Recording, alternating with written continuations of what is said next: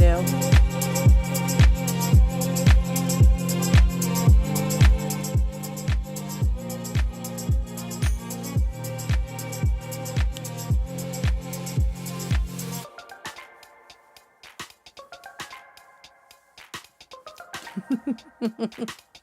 Hi everyone. This song is a banger. Listen, I think I have a knack for finding decent royalty-free music. Cuz I see the comments, right? I see people say like, "Ooh, it's a vibe. Ooh, I'm jamming." I'm like, "Yeah, me too." So I really I thank you guys for enjoying the royalty-free bangers that I can choose from YouTube audio library.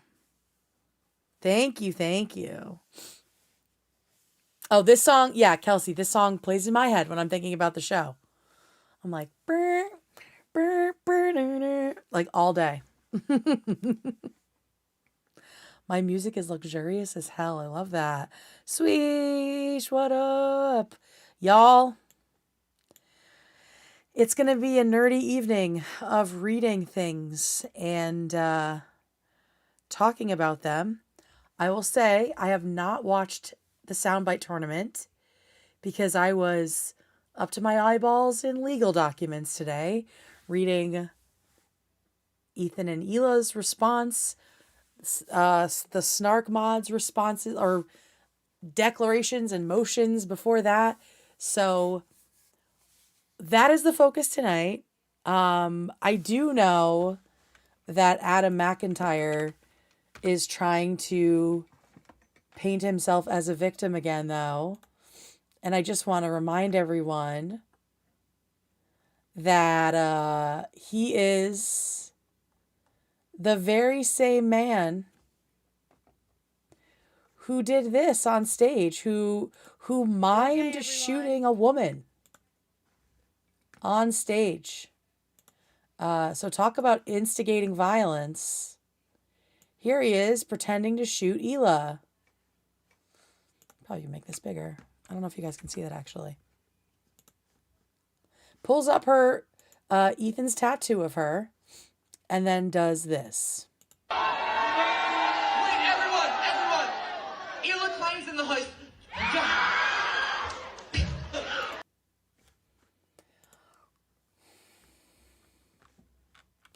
Hila climbs in the house, duck, and then shoot her. That's how I interpret that. I don't know how else that can be interpreted. And the thing is, it's so obvious that he doesn't even mean it. Like his heart isn't even in hating Hila. You know? Like after seeing how hardcore he was about loving H3, right? And then seeing him do this, it's just clear that he follows the clout. You know? It's not even convincing. It's not even convincing. You know? We love rats, no rat slander. To be fair, Tom shouldn't have said what he said. It felt too far. I haven't actually seen it, so let's watch it. Because, of course, he posted this.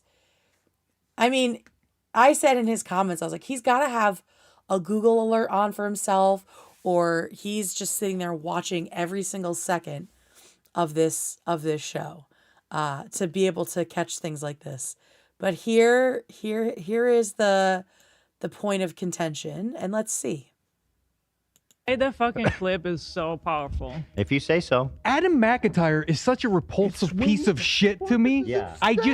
I can't get over that. I just want to strangle him. Okay. Tom takes it too far. I don't know why. Is that Tom, chill. Everybody's telling him. We're not strangling. We're not strangling. Listen, okay. Yes, Tom should not have said that. Tom should not have said that. Everyone immediately, including Ethan, is like, whoa. I will say, Tom is a Gen Xer from New Jersey. I want to fucking strangle you doesn't ever usually mean I really want to inflict like physical violence. It just means you frustrate me, right? But in this day and age, with all the canceling and you know, everyone specifically in the Snarker audience trying to constantly paint themselves as the victim, yeah, shouldn't have said it. But there was one, and I said, by your metric, this has to be inciting violence as well, miming shooting a woman in front of your audience. So if we're going to be crybabies about someone saying, oh, I want to strangle him, then let's just be crybabies about everything, Adam. I could call you a misogynist for this. I could call you anti-Semitic. I could call you xenophobic, right? All kinds of weaponized accountability terms that we could throw at you. But I think you were just being a shitty little clout goblin. That's what I think. Yes, nothing will happen to Adam from this. No one actually wants Adam to be physically harmed. We just want him to stop being a fucking insincere little liar. And that's all. That's it and that's all. Oh, but there was one other comment on here that was like just so pathetic. Someone said,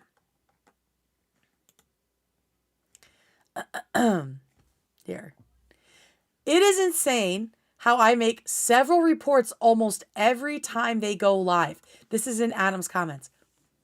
I make several reports almost every time they go live with exact timestamps showing them break terms of service, and it goes nowhere. This is somebody, I mean, this is like such peak snarky behavior. First of all, there's no shot H3 is breaking terms of service multiple times every single episode. So you are flat out admitting that you are making shit up.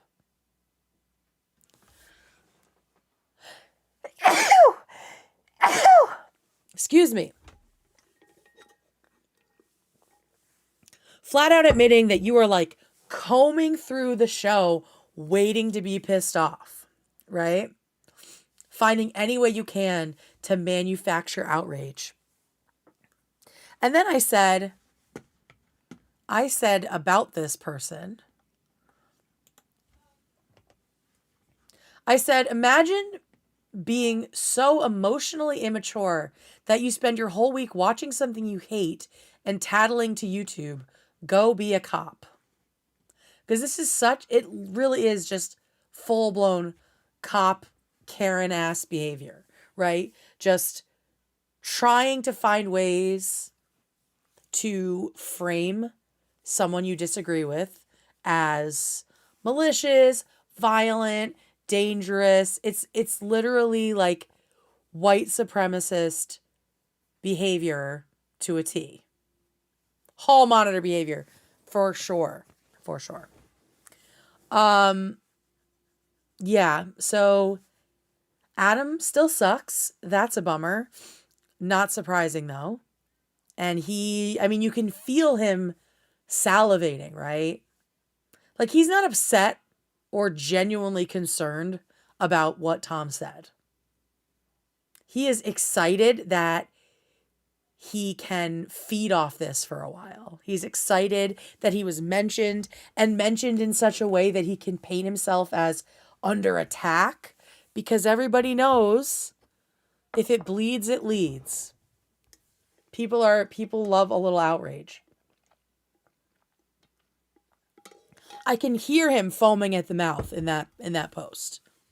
So, yeah, Tom, not a great thing for Tom to say, but also a predictably outsized response from Adam McIntyre when no one really gives a fuck about him. Same motherfuckers who will watch Hassan and co violate terms of service daily and have zero qualms. Exactly. Again, it's the double standard, the moral inconsistency that makes it really hard to ever believe that they are operating in good faith.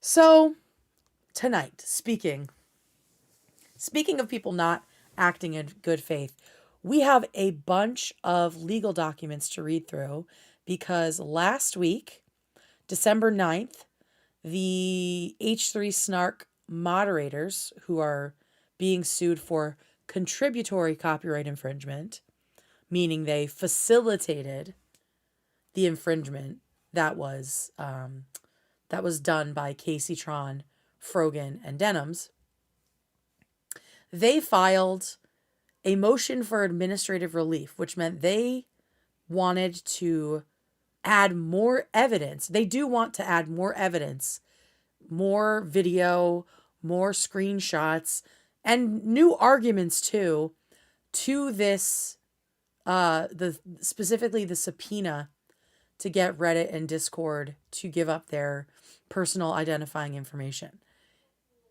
TEI, Teddy Fresh, aka Hila and Ethan, filed a declaration in opposition. So we are going to read through all of these things. Ethan and Hila's is a little bit longer. There's a lot of photo evidence. And I've picked out some of the stuff that is the most interesting. For example, literally tampering with photo evidence by the Snark mods.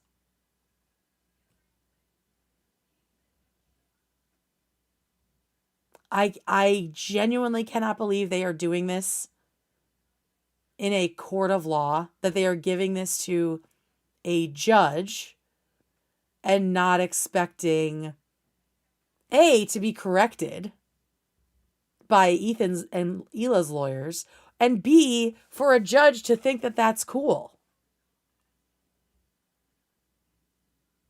Their lawyer, yes, shame on their lawyer. Their lawyer, remember, did not go to law school.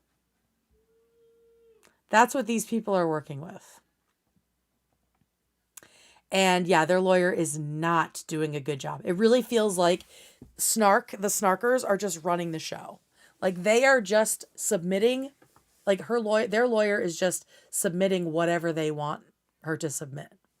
But first, there's another weird little thing happening with Reddit that is making it a lot harder not to believe that things are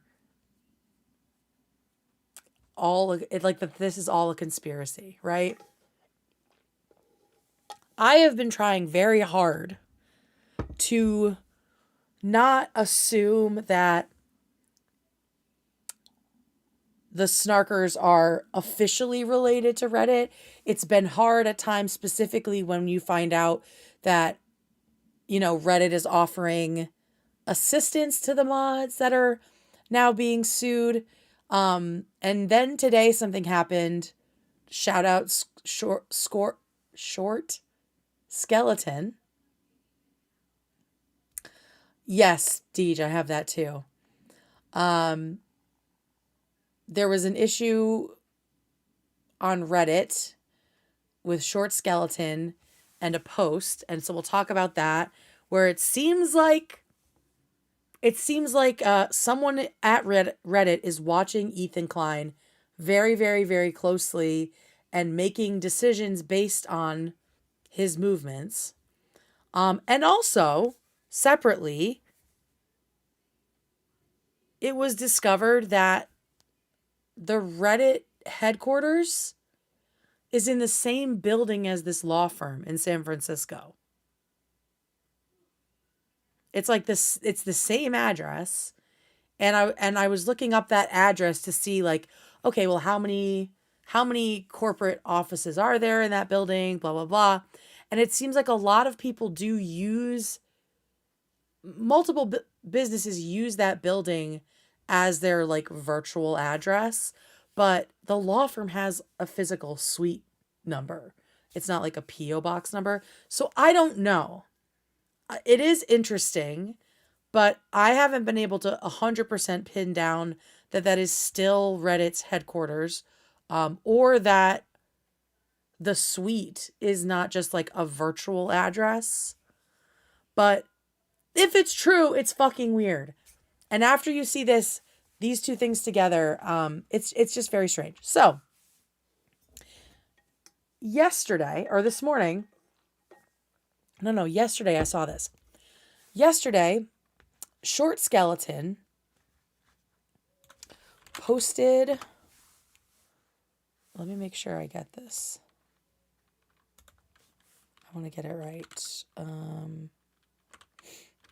What was the name of it? Because I have like the takedown and the warning stuff. What was it? Let me see. Oh, here we go.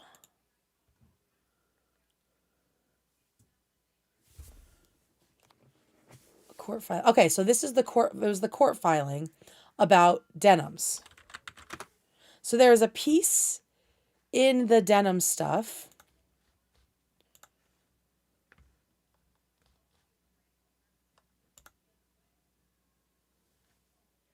Okay, this is just the image, but this was originally posted by Short Skeleton.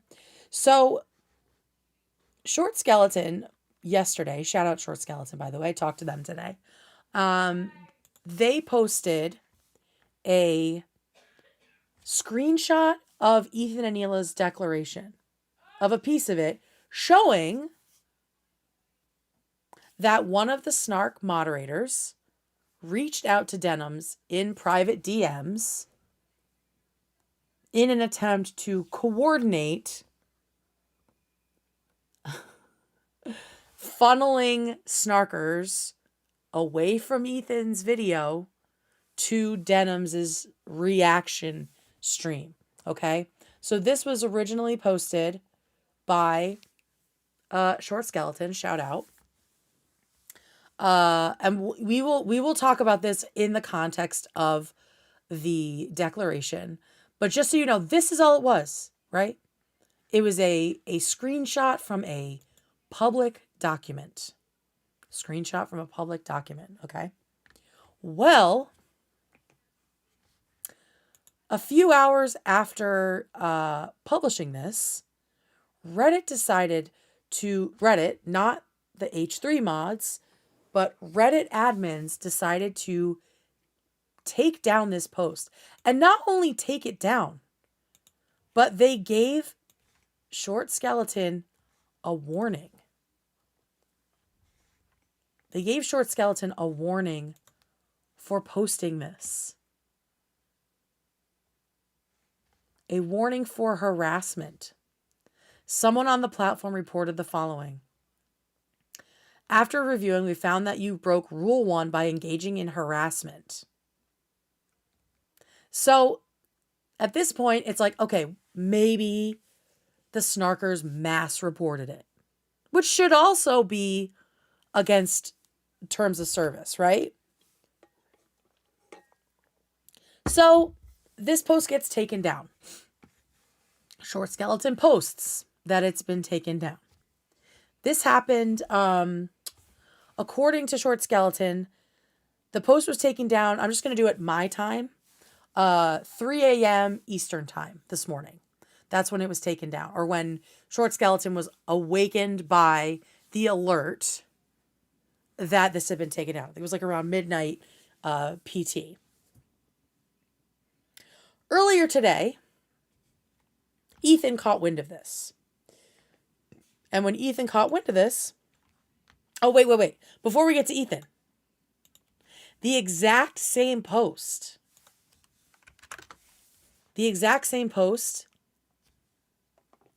was posted multiple times by Snark and was not taken down.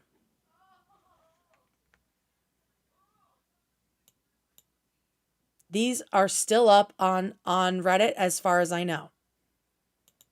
But here is Short Skeletons having been taken down. Right? The exact same, it looks like they just copy and pasted Short Skeleton's screenshot and posted it. A certain mod allegedly named Artois is currently live on Twitch. That's interesting. So this person is on Twitch too. So yeah, we can already see the double standard, right? So later today, I think it was around like 11 a.m. my time. Yeah, 11 a.m. my time. So like 8 a.m. Does that make sense? Ethan posted about the fact that it had been taken down and that Short Skeleton had gotten a warning about it. And he said, I'm aware that, I have the post because I'm so smart. Hang on, let me open it. So Ethan caught wind of it from Reddit. And he said, I am aware of the post deleted by the Reddit admins on our subreddit. I am also aware that posts containing identical information on the Snark subreddit remain untouched by the Reddit admins. Since I made promises in my declaration, I won't discuss this further. We'll get into that piece of it. However, I do wish to say that I find the inconsistent enforcement by the Reddit admins interesting. Okay? So, 3 a.m., the post gets taken down. Later in the morning, Ethan posts about the inconsistencies, about the double standard. And then, within, according to Short Skeleton, and based on the timestamps I was able to get, within 15 minutes of Ethan posting that story,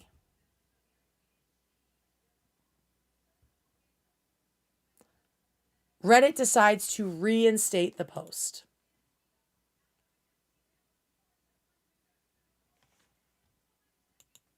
I asked, it says, thanks for submitting an appeal. We reviewed your request and gave the following a second look. After reviewing, the Reddit admin team found that the content wasn't in violation of Reddit's rules. Now, I believe in the first post, let me just make sure. I think they said, did they say that this was reviewed?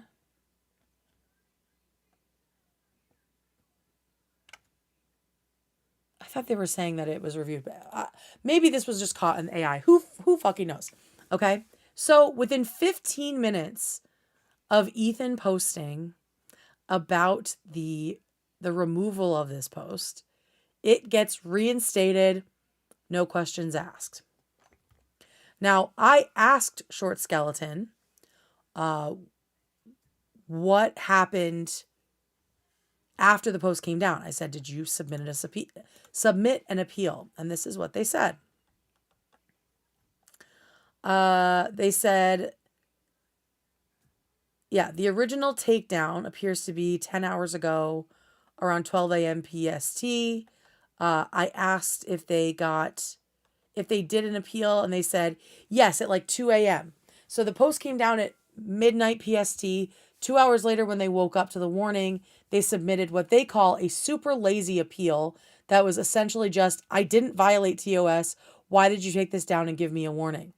I didn't really expect a response because these platforms don't often work with people on appeals, so I was super half-assed about even submitting it. And so just a few hours later, not only did they get a response, but the post was reinstated.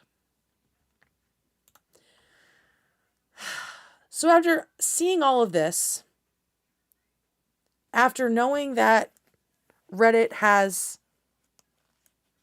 behind the scenes provided some form of financial assistance by giving free software, free VPN software to these mods, knowing that the law firm is potentially in the same building as Reddit, all these little things together are making it harder and harder for me to not like go down the conspiracy theory hole and think that there is in fact some kind of connection between a Reddit admin and the Snark subreddit.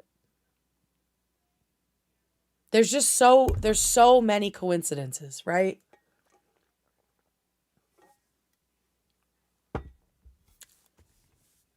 It's hard to say. Because I've worked at tech companies, right? And a lot of people working in tech companies don't really understand like what's actually going on their platforms, right? With their customers. So I think it's totally rational to think that maybe all of this is just coincidences, but it's getting harder and harder. It's getting harder and harder for me to feel that way. I hope Ethan pulls the threads out of that sweater all the way. Yeah, me too. If there's something there, I hope he does. Because this is fucking insane. And all of this time, everyone has been making him feel so crazy.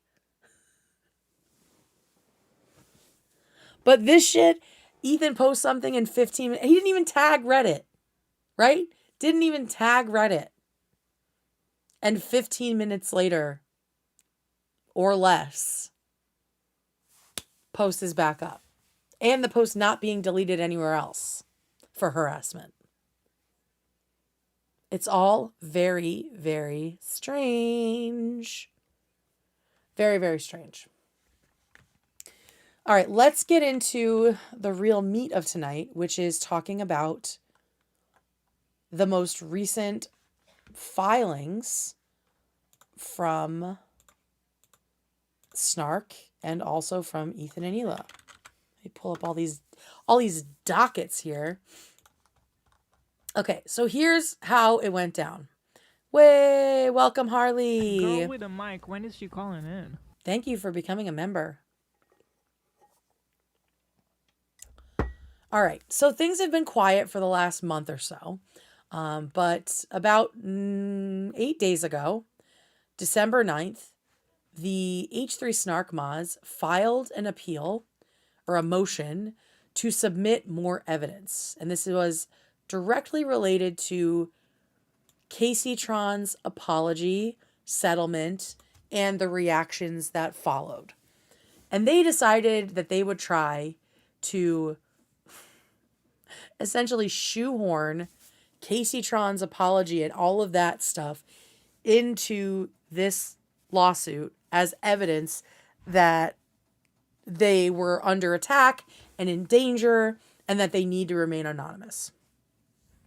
Because all of this was specifically submitted under the motion to quash. And if you're not familiar, the motion to quash is the motion to stop Ethan from getting their personal identifying information from Reddit and Discord. So right now, Reddit and Discord have still not been subpoenaed because they're fighting back and forth about whether or not that is valid. But now we have Denham's lawyer who has said it is a valid course of action. We have Casey-tron now saying on record that she will assist in any way that she possibly can with this portion of the lawsuit, right? So the cards are kind of falling. The house of cards is kind of falling on the H3 Snark mods, and it seems like Casey-tron folding is making them desperate. And so they submitted this motion to submit additional evidence. In my opinion, based on what I saw, I also listened to Luss covering this stuff today while I was driving around. It feels like they're trying to flood the zone the way Trump does and his ilk, where they just throw everything they can out into the world and make it really hard to actually dig in, find anything, and make a timely argument against it. Because none of this shit, from what I can see, really feels all that relevant to the motion to quash. None of it really seems to add much substance, but they are going off on these different bird walks and creating these new arguments, which is not supposed to be what is happening when you submit additional evidence. according to the lawyers. Again, I am not a lawyer. Oh, I think I have a thing, don't I? I do have a legal disclaimer. Oh shit, no, hang on, let me fix it.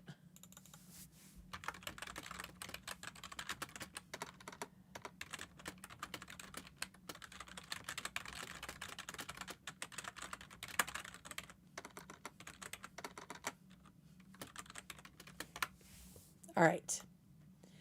And action.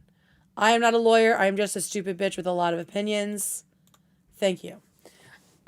So let's jam on into this. So the first thing that we're going to look at is the Snark mod's motion for administrative relief, which essentially is a motion to dump more shit on the court.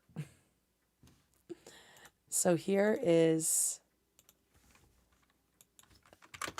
this one. It says read 7 through 9. Okay. This is going to be mad small for you guys. Let me see if I can zoom it in. There we go.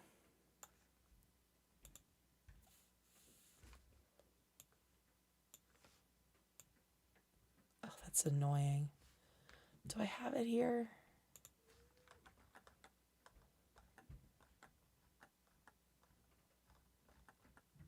No, that's a different thing. Okay, so this is the motion. This is the actual... Okay, so first I'm going to read the declaration by their lawyer, Leah Rose Volchik, I believe her name is. I'm just going to read a piece of it, the piece that's actually relevant, in which she sets up the argument for why this new evidence is needed. And spoiler alert, it's stupid. Spoiler alert, it's very dumb. All right, let me fix this.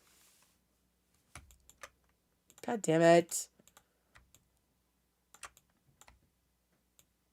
Oh, at least I can probably make it bigger for you guys this way. Because we're going to just start with this and then I'll have to adjust it. That's okay. Okay. So, it's almost like they didn't go to law school. Exactly. Exactly. Oh, I guess I should put my disclaimer on here as well. Okay. Attached here too as Exhibit 100 are true and accurate screenshots. Lie.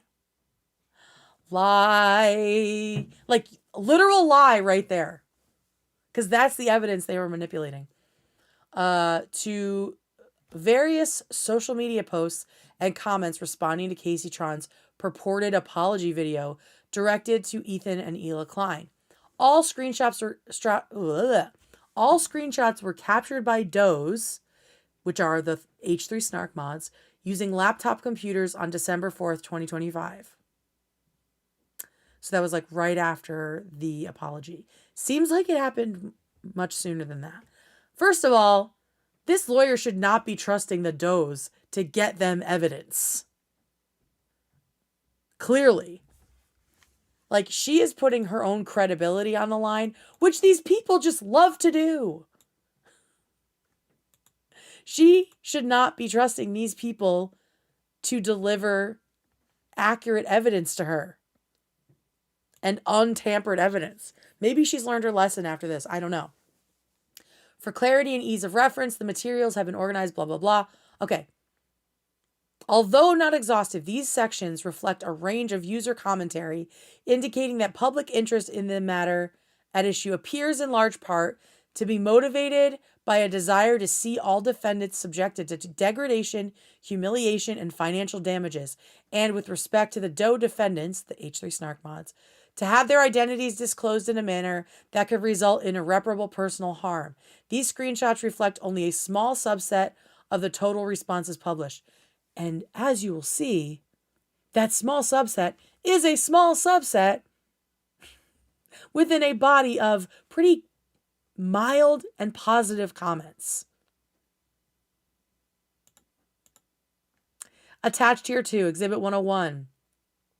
This is about the emails that we'll see, the mod mail correspondence, as well as posts and comments published to the moderator queue.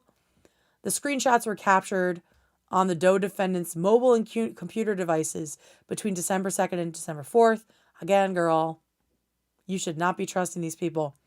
These messages reflect a range of user communications that are intended to intimidate, harass, or otherwise pressure the defendants, and further indicate that a portion of the public discourse surrounding these matters is motivated by a desire to see the Does exposed, discredited, or otherwise subjected to personal and reputational harm. What does it matter? Why does it matter what people who are not Ethan and Hila are saying?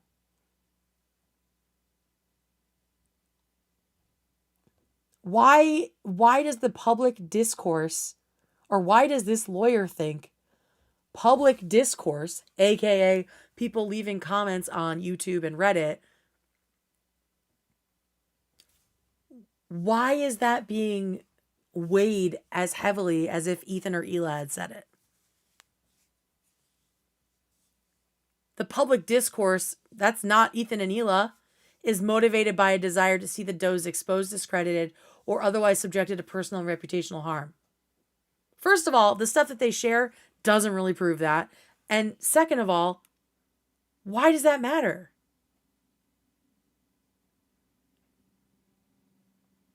Why does it matter what the public wants? The public's out for blood. Okay, why does that matter? Also, not true. Not true. All right, and then lastly, so this is just her like setting it up, and then we'll go into what the actual Snark mods have said, and then Ethan and Hila's response. Okay, for Exhibit 102. This is like the stupidest, biggest reach of all. True and accurate screenshots of Ethan Klein's Instagram story posts published between November 30th and December 4th. So this is the stuff about his day of mediation with Casey, right? Where he, posts like, hey guys, we're not going to have a show. And then like having a great time in mediation. And he's like on his Steam Deck that he's playing on, or his Switch or whatever it is. And listen to how they frame this shit. These posts reflect a pattern of social media activity suggesting that Ethan continues to provide attention, visibility, and promotional benefit to individuals who engage in online harassment of the defendants and other critics. What?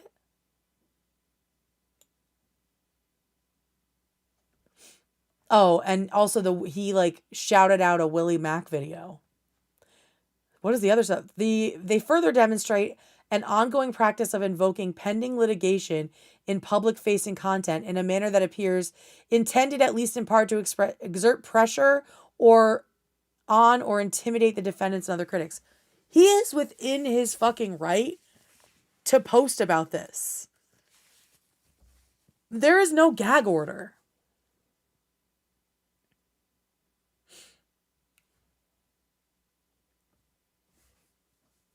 There is no gag order. There is nothing saying he cannot post public-facing content, which in this case is literal schedule updates.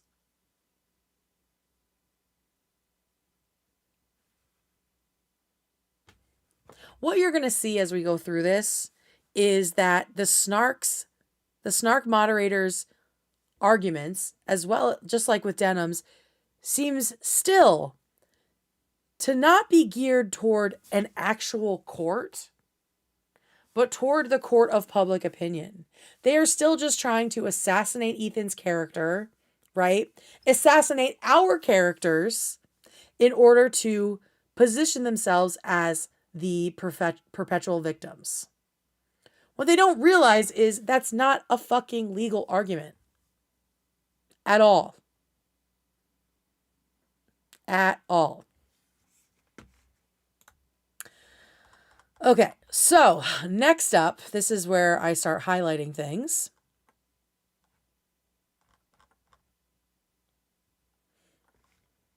The first thing I'm going to read is the motion. Is this the one? Just want to make sure I'm reading the right shit here. Okay, so this piece There's so many different documents. This is the Doe's motion for administrative leave. So this is from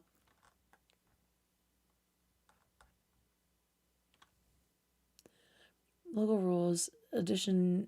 This is just, yeah, this is like another document from the same filing by the Does, by the H3 Snark subreddit moderators. Okay, so this is like just a little deeper in. Let me fix this shit. And then we're just going to be in this kind of document for the rest of this, so I won't have to keep reframing this. Mother bitch. There we go. Okay. So I've just highlighted some stuff that I will call out as we go.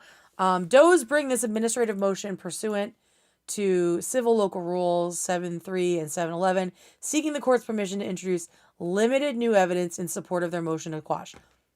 It is, I mean, we'll see. The idea of it being limited is debatable. And also, they're not just introducing evidence, they're kind of introducing new arguments, which is, according to Ethan and Hila's lawyer, not allowed. So that's their motion. This is all background stuff that we already know. First, straight off the bat, they're just immediately using Snark talking points in a fucking lawsuit. Saying that Casey Tron's apology video was like a hostage video. In a legal filing. Using this kind of hyperbolic language. This is what I mean when I say it feels like they're just, that their lawyer is just letting the Snark mods run the table. Like they are just calling the shots and this lady is just cashing the checks. Right? Does request the court's permission to supplement the evidentiary record with examples 95 through 105. And so this one, I'm like, okay, 10 new exhibits. Feels to me like flooding the zone. Feels to me like throwing a bunch of shit at the wall and hoping some of it makes sense. And again, this is the same strategy that the moderators use online, right? Just overwhelming people with quote unquote evidence and hoping nobody actually looks into it, right? We've seen it in Taylor Lorenz's journalism, where she just links to her own work or links to an article that's written by an absolute fucking hack, right? They're just throwing all this stuff out and hoping the judge doesn't notice that most of it is bullshit. And in this case, that most of it is fucking literally cooked up, edited, manipulated, tampered with. So we're getting 10 new exhibits. Indeed, Casey Tron's apology video, stating that she will use the money she raised in a GoFundMe payment to TEI, along with her anticipated contradictory testimony against Does, does appear to be coerced in exchange for dismissal of the lawsuit against her so that TEI does not ruin her life. Coerced in exchange for dismissal of the lawsuit against her. That's like literally a way to say that it was a settlement, right? Like she was not in the position of power. And she had to agree to some shit she wouldn't have agreed to. Doesn't make it not true. Like, that's literally what a settlement is. How is a lawyer writing this with a straight face? Yeah, there is no source that it's coercion, right? And also, regarding ruining her life. Everyone keeps forgetting, well, the snarkers keep forgetting, the fact that Casey Tron had to do this hostage style video, had to apologize for things that you guys think she didn't mean. That she had to say words that you think Ethan put in her mouth means that she was really over a barrel. And that also means that Ethan could have taken this shit all the way to court and gotten fucking damages plus legal fees, attorney's fees. And apparently for this kind of copyright infringement, damages alone, $150,000 minimum. And then a year's worth of attorney's fees.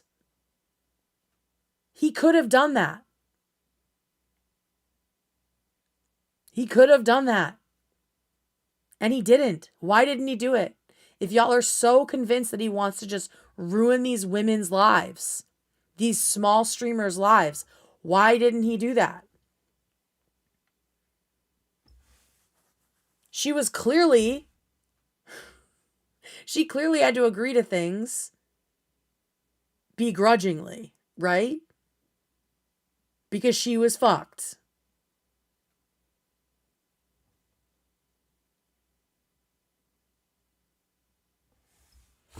So yeah, it was never about ruining your life or anybody's life.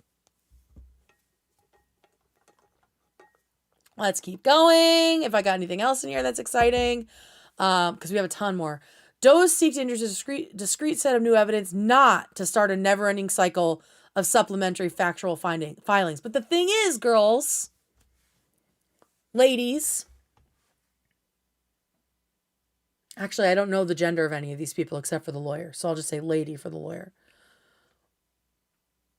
By introducing your new evidence and arguments, that means necessarily that Ethan and Hila have to do the same to defend themselves. Oh, $150K is the max for statutory damages. Okay. So that's but that's the minimum that they would have to pay, that Casey Tron would have to pay, because then there'd be legal fees on top of it, or lawyers' fees on top of it. But to act like doing this just because Casey Tron settled is not creating this never-ending cycle of supplementary factual filings. Like, are you going to do this if Frogan settles? Are you going to do this if Denim settles? Are you going to submit their apology video and then Ethan's reaction and then people celebrating about that? Is that all also going to be a discrete new set of evidence?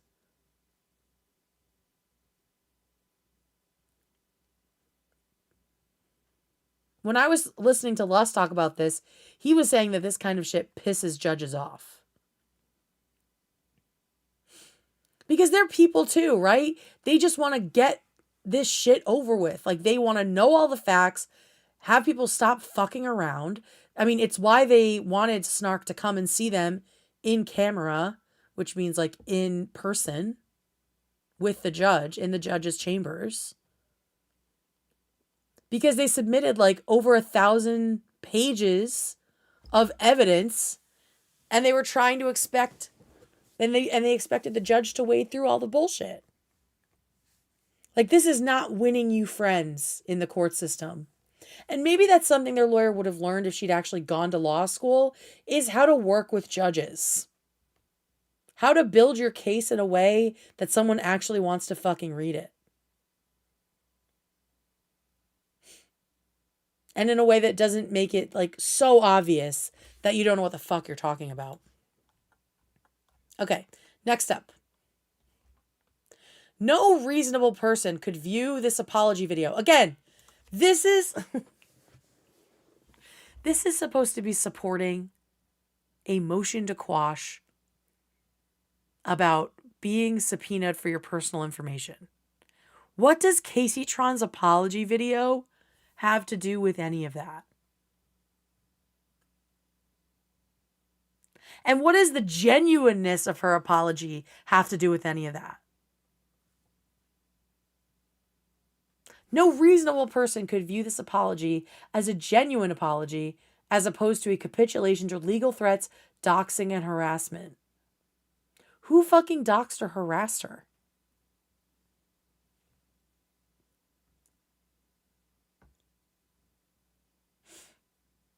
Thank you for subscribing, Cam Coco.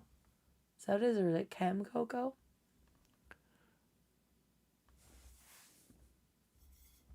I don't understand. Like, this doesn't even make sense. And also, why are you defending Casey? She's not your client. And also, you shit on her later. So this is just all very confusing. This is all very confusing. In her apology, and next paragraph is when they shit on her. Casey changes her story in her apology video. She previously stated she does not believe she committed copyright infringement. Well, she didn't commit contributory copyright infringement. She was sued for just straight up copyright infringement, you ding dong. It's your clients who are being sued for contributory copyright infringement. Dum-dum. Anyway. Oh, so Casey said she knows nothing about the H3 Snark subreddit or its moderators. But then in the apology video, she states that she did commit copyright infringement, because she did.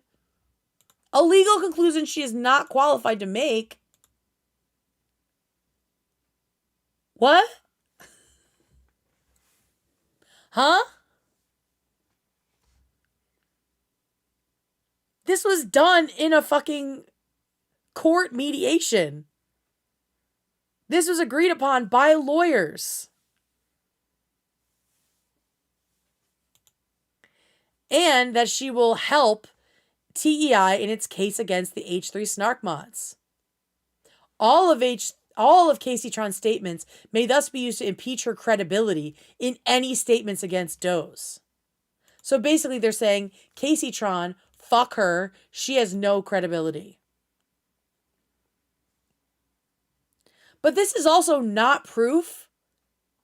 Her saying one thing before and now saying this, this is not proof of anything. Because in her apology video, she did not say, I'm going to help take H3 Snark down. She said, I will help to the best of my ability. Which might mean she doesn't know anything useful. Which is what she said before. Knows nothing about them. I believe her words were, to the extent I am able. Meaning maybe she doesn't know fucking anything. So she has not, I don't think, impeached herself at all.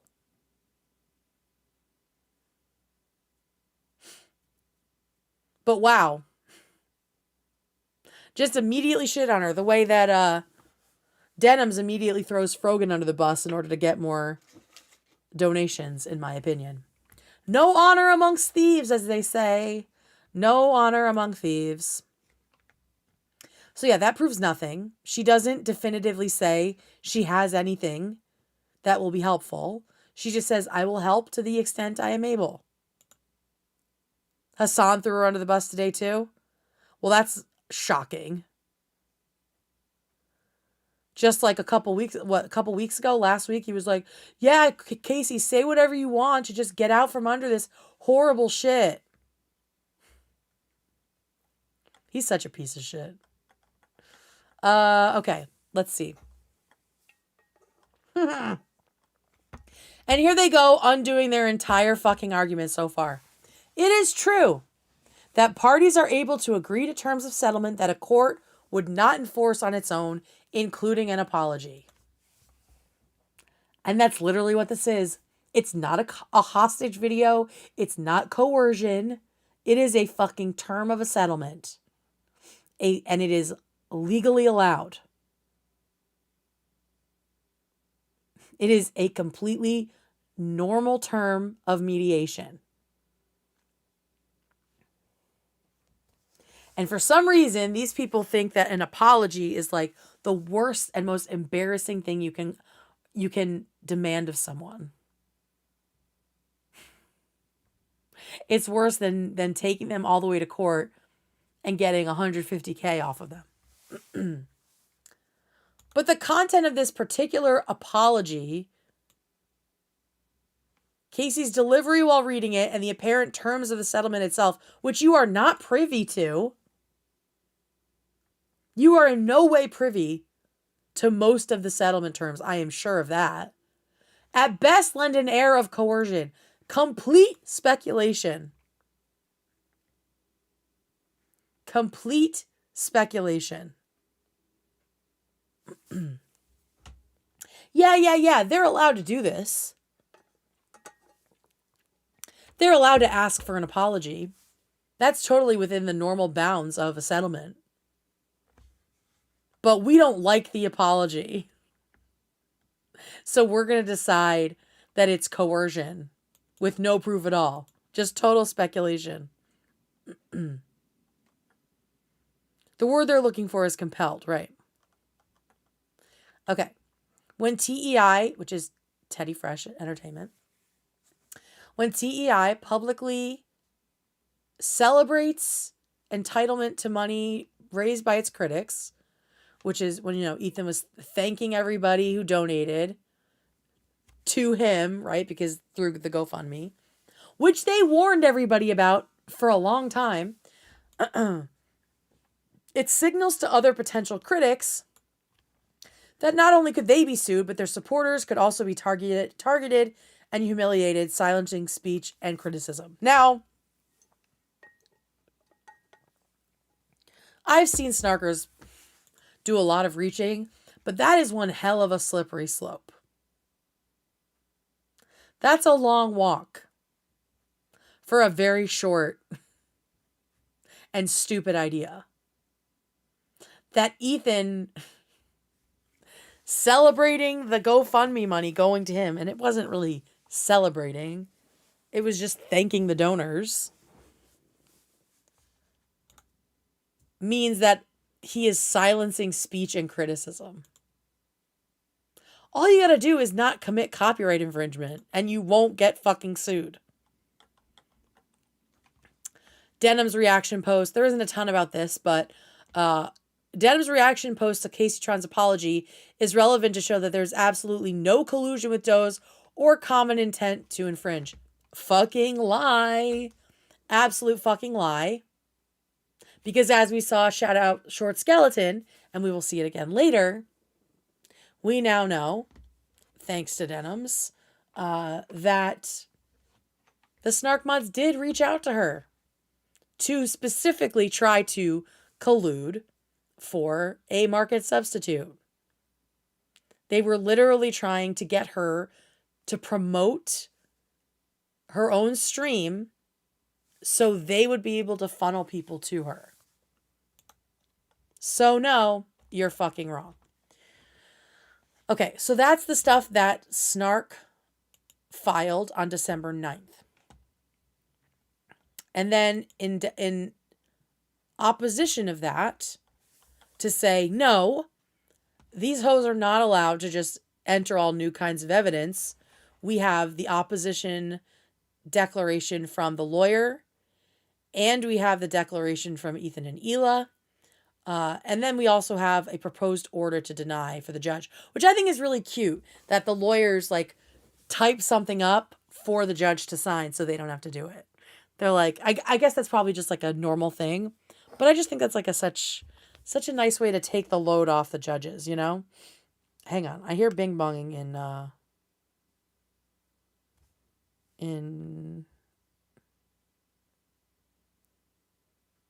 oh. Can I play it? Do we want to talk about the lesbian tarantulas? Oh, it's not working. Why is it not working? The why the fuck you lying thing isn't working. Okay. So let's start with Rom's their lawyers what is it called? Opposition to the Doe defendants' motion for administrative relief. So this is the declaration of opposition by the lawyer. And he really shreds it from a very technical point of view, and then Ethan and Hila will go into the details. So, first of all, this is the H3 Snark mod's fourth proffer of evidence and third substantive brief. Luss counted it up. It's over 1,000 pages that they have sent to this judge. Not only is this improper for an administrative motion, it is a pattern of conduct by the H3 Snark mods to prevent TEI from providing an adequate response. TEI was able to debunk the H3 Snark mods evidence argument in the opposition and supporting papers. In response, H3 Snark mods improperly raised new arguments in their reply brief and new evidence in their reply declaration. The purpose was clear: to prevent TEI from exposing them again. So they keep just trying to have the last word and not giving Ethan and Hila time to debunk their shit. Again, it's like flooding the zone. This court must deny the motion to prevent the H3 Snark mods from continuing to abuse the judicial system for the reasons set forth below. Let's fucking go. Okay, so basically they're talking about the rules that the Snark mods were invoking to say that the submission of more evidence is totally allowed. So basically it's saying, no, actually the rules that the lawyer cited prohibit filing any additional evidence after a reply brief is filed.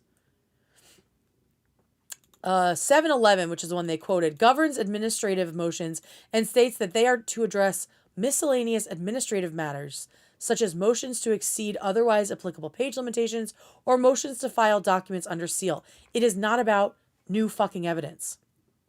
The motion does not address administrative or procedural matters. Rather, it is an improper substantive motion going to the merits of the case.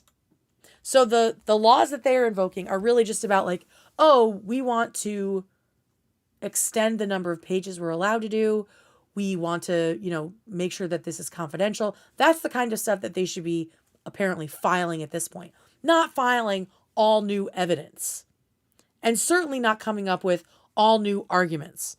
That is not supposed to be happening. For this reason alone, the motion should be denied. Okay. The court noted, okay, so this is another case. And they keep, this is the best part. You rarely see the Snark mods doing more than just citing a lawsuit, right? They think that they can just throw a lawsuit in as a citation and it looks like they've done a really good job.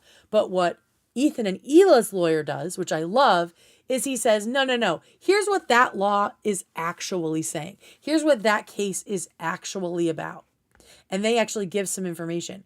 So here he says the H3 Snark mods reliance on Advanced Internet Technologies Inc. versus Google Inc.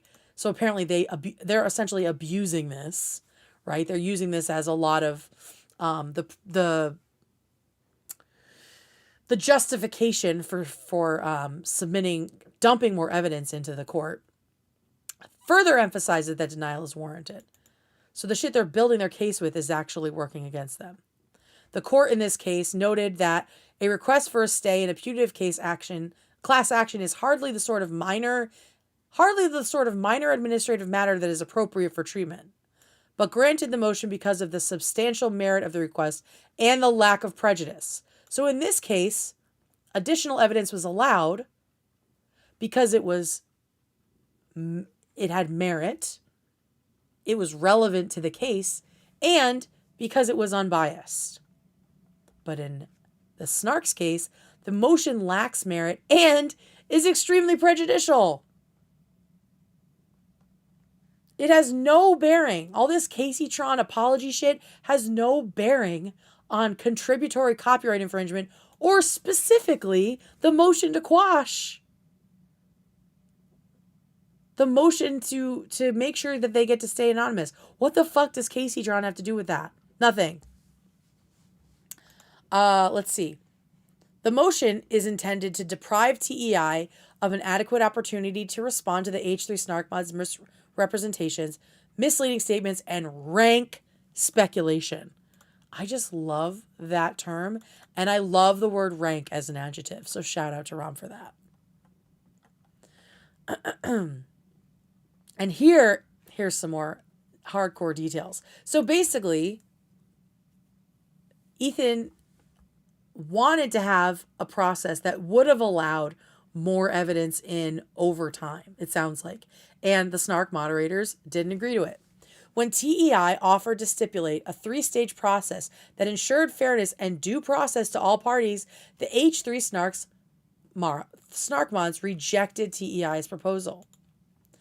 The mods claimed they did not want to reopen briefing, yet that is exactly what they have done. Moreover, this is H3 Snark Mod's 4th submission and 3rd substantive brief. At Real's Thumbs, Haley just bought Kate new Guantes. Did everyone see KV-Tron calling Hassan out in her return stream? On her No own, way. no hostage situation. Really? I did not see that. That is very interesting. I'll have to look that up.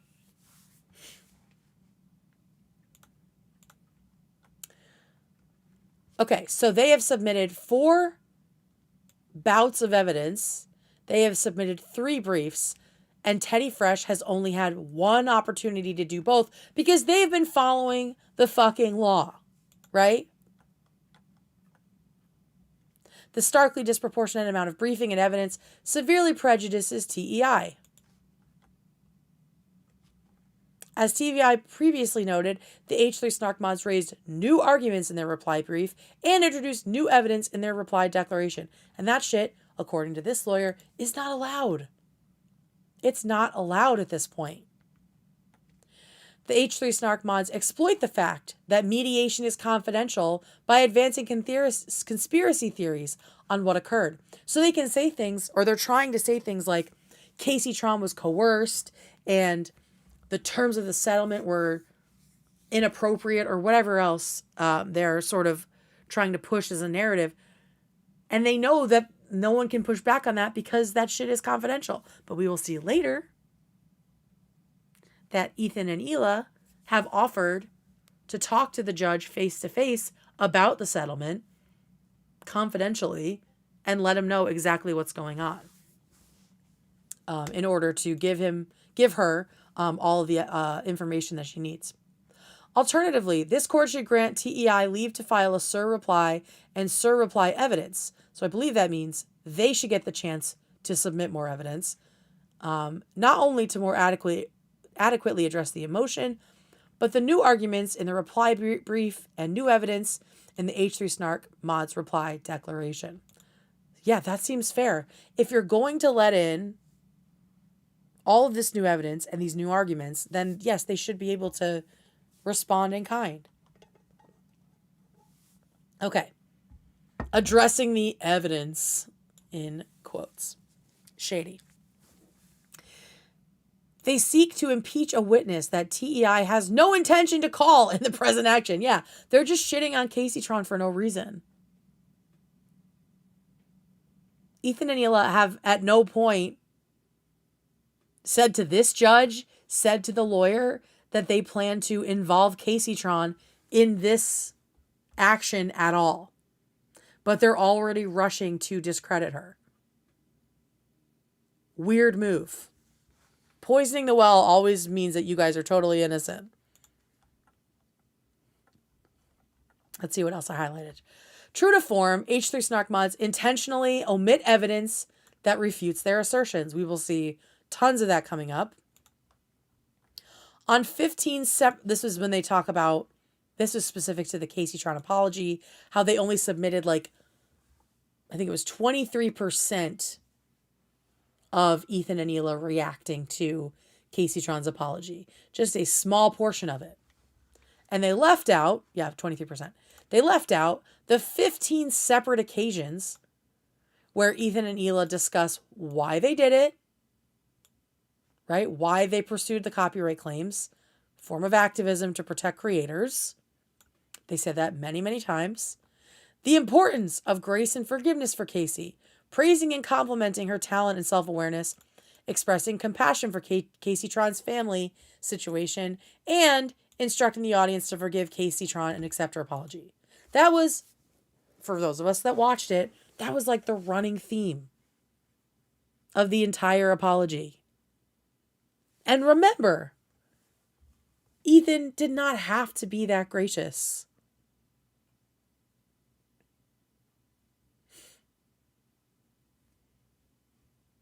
He said at the very beginning, he said, I could call Casey Tron all kinds of names. Basically saying, there are no restrictions on what I can say right now. And he chose not to gloat, not to be mean-spirited, not to tap dance on her grave, as he likes to say, right? He didn't do any of that. Ruby Meadle, I feel like I saw your name in the lawsuit today. Did you know that? I think you're in here. In a comment. I'm pretty sure. We'll find out. It was you saw. Okay, then it was you. Oh, that's so funny. A couple of my chats were in there. Oh, look, we've got celebrities in the chat. Oh my God. All right, let's see what's next. Oh, and this is what I said. Rather than provide meaningful arguments, the H3 Snark mods once again treat their motion like their subreddit. They engage in rank speculation, favorite phrase of the week, about what transpired during mediation to impute ulterior motives regarding the subpoenas to Reddit and Discord. And again, they can't do that, right? There's all this speculation because the terms of the settlement and the mediation are all confidential. And I said, they are still playing to the court of public opinion and not a real court, right? They're relying on character assassination of Ethan and Hila and Casey. And my big question is, who is running the show? Like, this does not feel like lawyer work. This does not feel like a well-built defense at all. They're literally just trying to shit on everybody.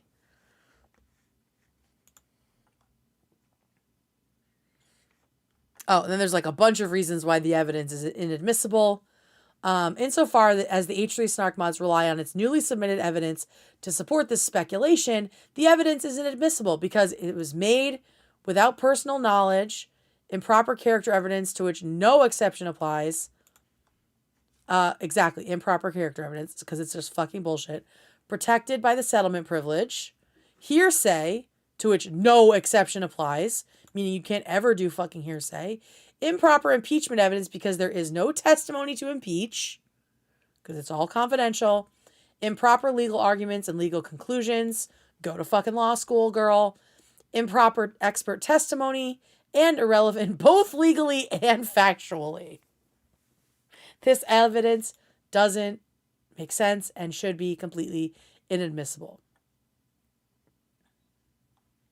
Okay, so I guess the hearsay is related to Denham's. Evidence that Denham's produced in discovery, along with subsequent investigation. Here we go. All right, let me back up. The H3 Snark mods seek to use hearsay statements by Denham's as evidence that there was no conspiracy to siphon views. Once again, the H3 Snark mods are attempting to refute an argument that TEI never made. This conspiracy to siphon views is not part of this, of anything that's touching the Snark mods right now. So they're defending themselves against something that they are not accused of, which is definitely what innocent people do. Evidence that Denham's produced in discovery, because they fucking opened this door, along with subsequent investigation, revealed that H3 Snark mods did attempt to do that. To collude with Denham's with the express purpose of siphoning views. So they just fully told on themselves. So they tried to defend themselves against this claim that wasn't even being focused on them, which opens the door to discovery, and then oops, yes, you fucking did. And this was the bit that, I believe this is the bit that Short Skeleton had published. Ooh, excuse me. Thank you for becoming a subby. On January 21st, the H3 Snark mod with the Discord name D'Artois, that's a new one that hasn't been in the mix lately, sent Denham's a direct message on Discord stating, and that means, well, if Denim's accepted it, right? If the message went through, that means Denim's had to accept the Discord message. Can you advertise on the H3 Snark before or when the content puke is released?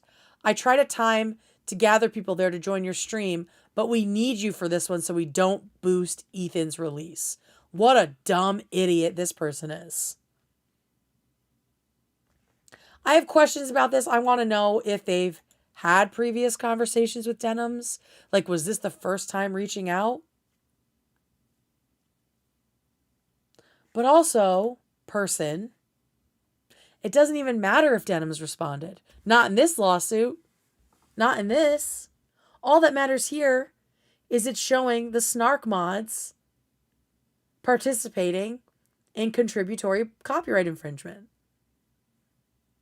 It doesn't actually matter if Denims responded. What matters is you just put down in fucking writing that you don't want to boost Ethan's engagement.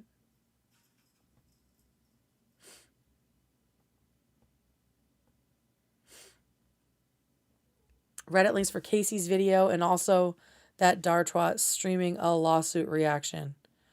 Oh God, we're not gonna have time for at least for that tonight, but maybe we can get in. Let me see what Casey Tron had to say. We'll take a little break from this stuff. But like, how fucking dumb are you?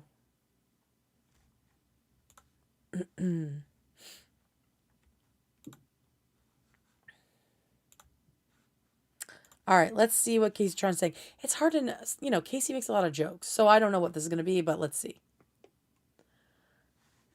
Okay, statement from Casey Tron on our first stream back. Let's hear it.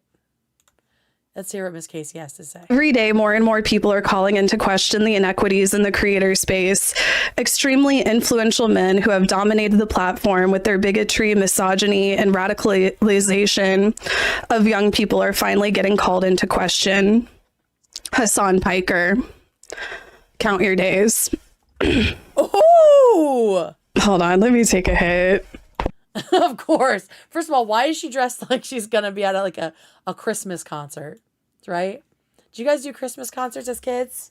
At my Catholic school, it was always like white top, black pants. But this just feels like red top, black pants. Feels like a Christmas Carol concert outfit. Wow, Casey. Every day, more and more people are calling into question the inequities in the creator space. Extremely influential men who have dominated the platform with their bigotry, misogyny, and radicalization of young people are finally getting called into question. Hassan Piker, count your days. Hold on, let me take a hit. Oh my God, Casey. How is she allowed to do that on Twitch? You can just do drugs? Oh, that was it? I wanted to hear more of that. Every day. I want to hear more of that.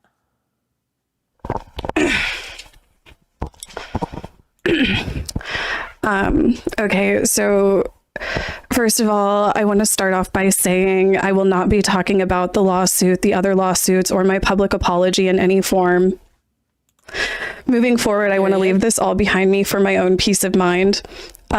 Mods, like seriously, like I do, however, want to take the time to thank everyone for their support of me over the years, especially. All right, let's skip to the Hassan part. We've been through several influential men who have dominated the platform with their bigotry, misogyny, and radicalization of young people are finally getting called into question.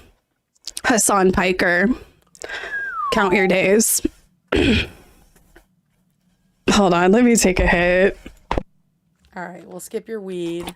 Okay. So since we're not addressing the elephant in the room, I thought I would address several other things that happened while I was away. During my absence, the viral blackface girl came forward about how I had bullied her several. Oh, Lord. Okay. Well, that was it? Just Hassan, count your days? Oh, okay. I see Hassan again.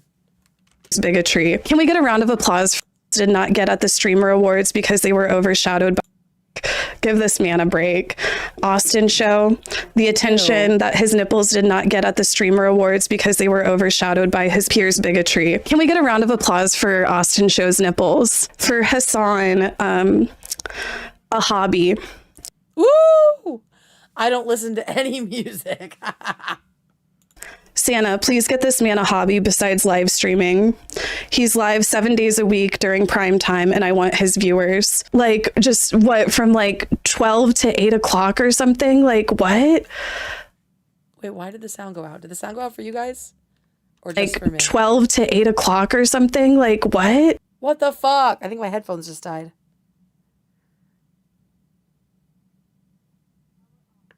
Hang on.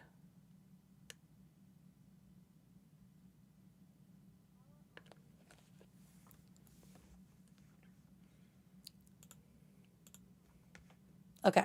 Like, just what, from like 12 to 8 o'clock or something? Like, what?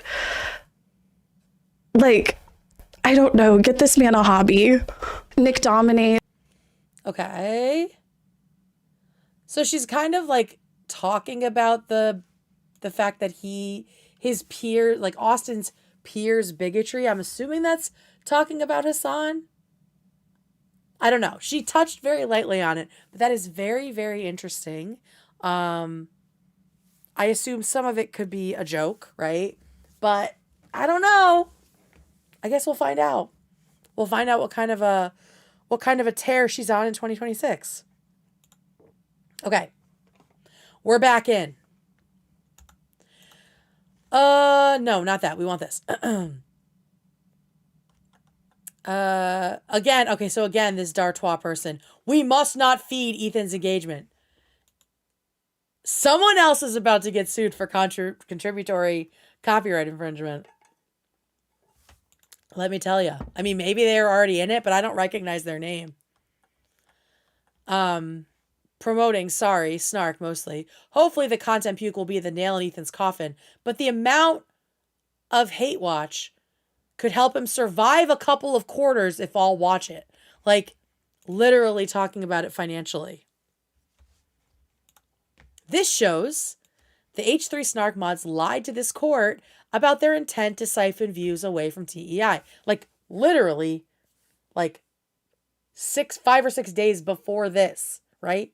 In the documents that they filed that we read earlier tonight, they said that there is no evidence of H3 mods trying to siphon views. And yet, here it is. In potential collusion with one of the 3 creators who are being sued.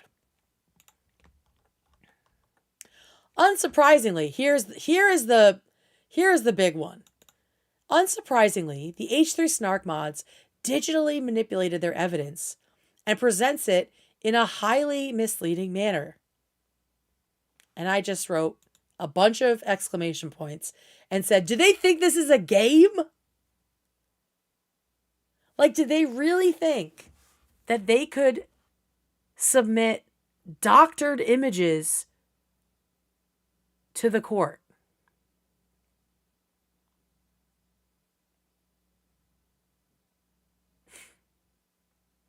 Did they really think that somebody would not catch that? Namely, the people suing them. It's fucking insane.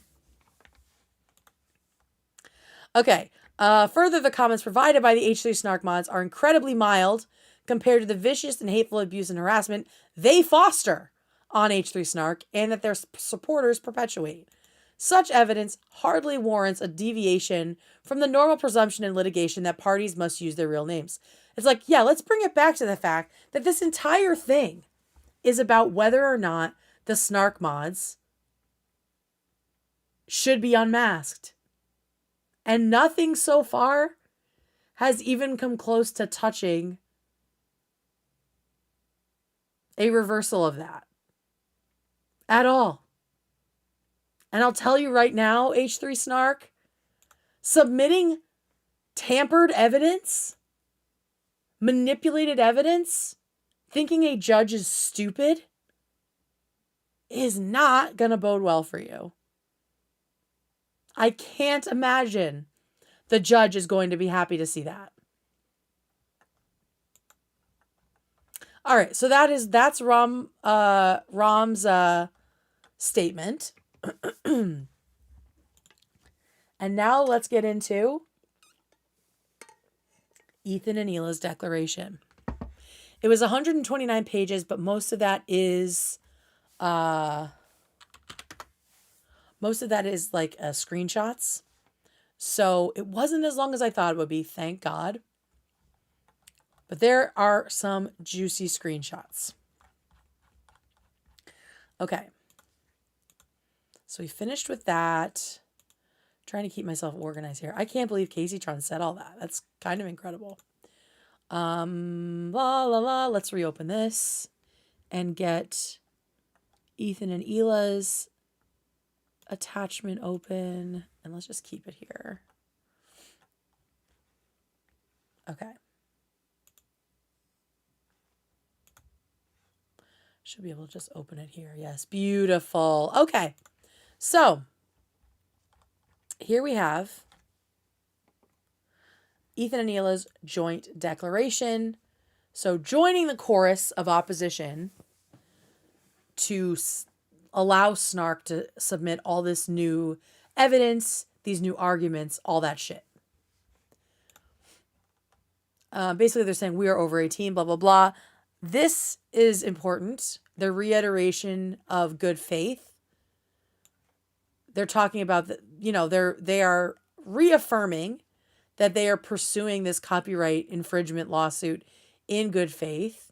And also, I thought this was interesting because I did not know that this was a thing, and I don't think that they had to do this, right? In our October 25th joint declaration, we set forth various conditions we agree for this court to impose on us to ensure that TEI is pursuing its claims in good faith. So they're not just saying that they're doing it in good faith. They are saying, hey, judge, if we don't meet this criteria, you are allowed to hold us in contempt. So let's see. There's a bunch of different things, but this is the most important, in my opinion, because it totally demolishes this whole argument that they should not be unmasked out of fear of harassment, doxing, death threats, all this shit. Because one of the things that they have to hold themselves to is not publicly revealing the personal identifying information or publicly address the H3 Snark mods. Also, they are willing to publicly state to their audience and the public at large not to contact or harm the H3 Snark mods, their families, their employers, or educational institutions whatsoever. So right there, they're saying, we are not in this to harass you, to threaten you, to dox you, to get our audience to dogpile on you. And these are the things that the mods are kind of relying on. That they're saying, like, poor us, we're the victims, right? And if they find out our names, then everyone's going to know and they're going to be mean to us. But right here in this, Ethan and Hila have agreed, if we or our entities, that's us, if we breach any of these conditions,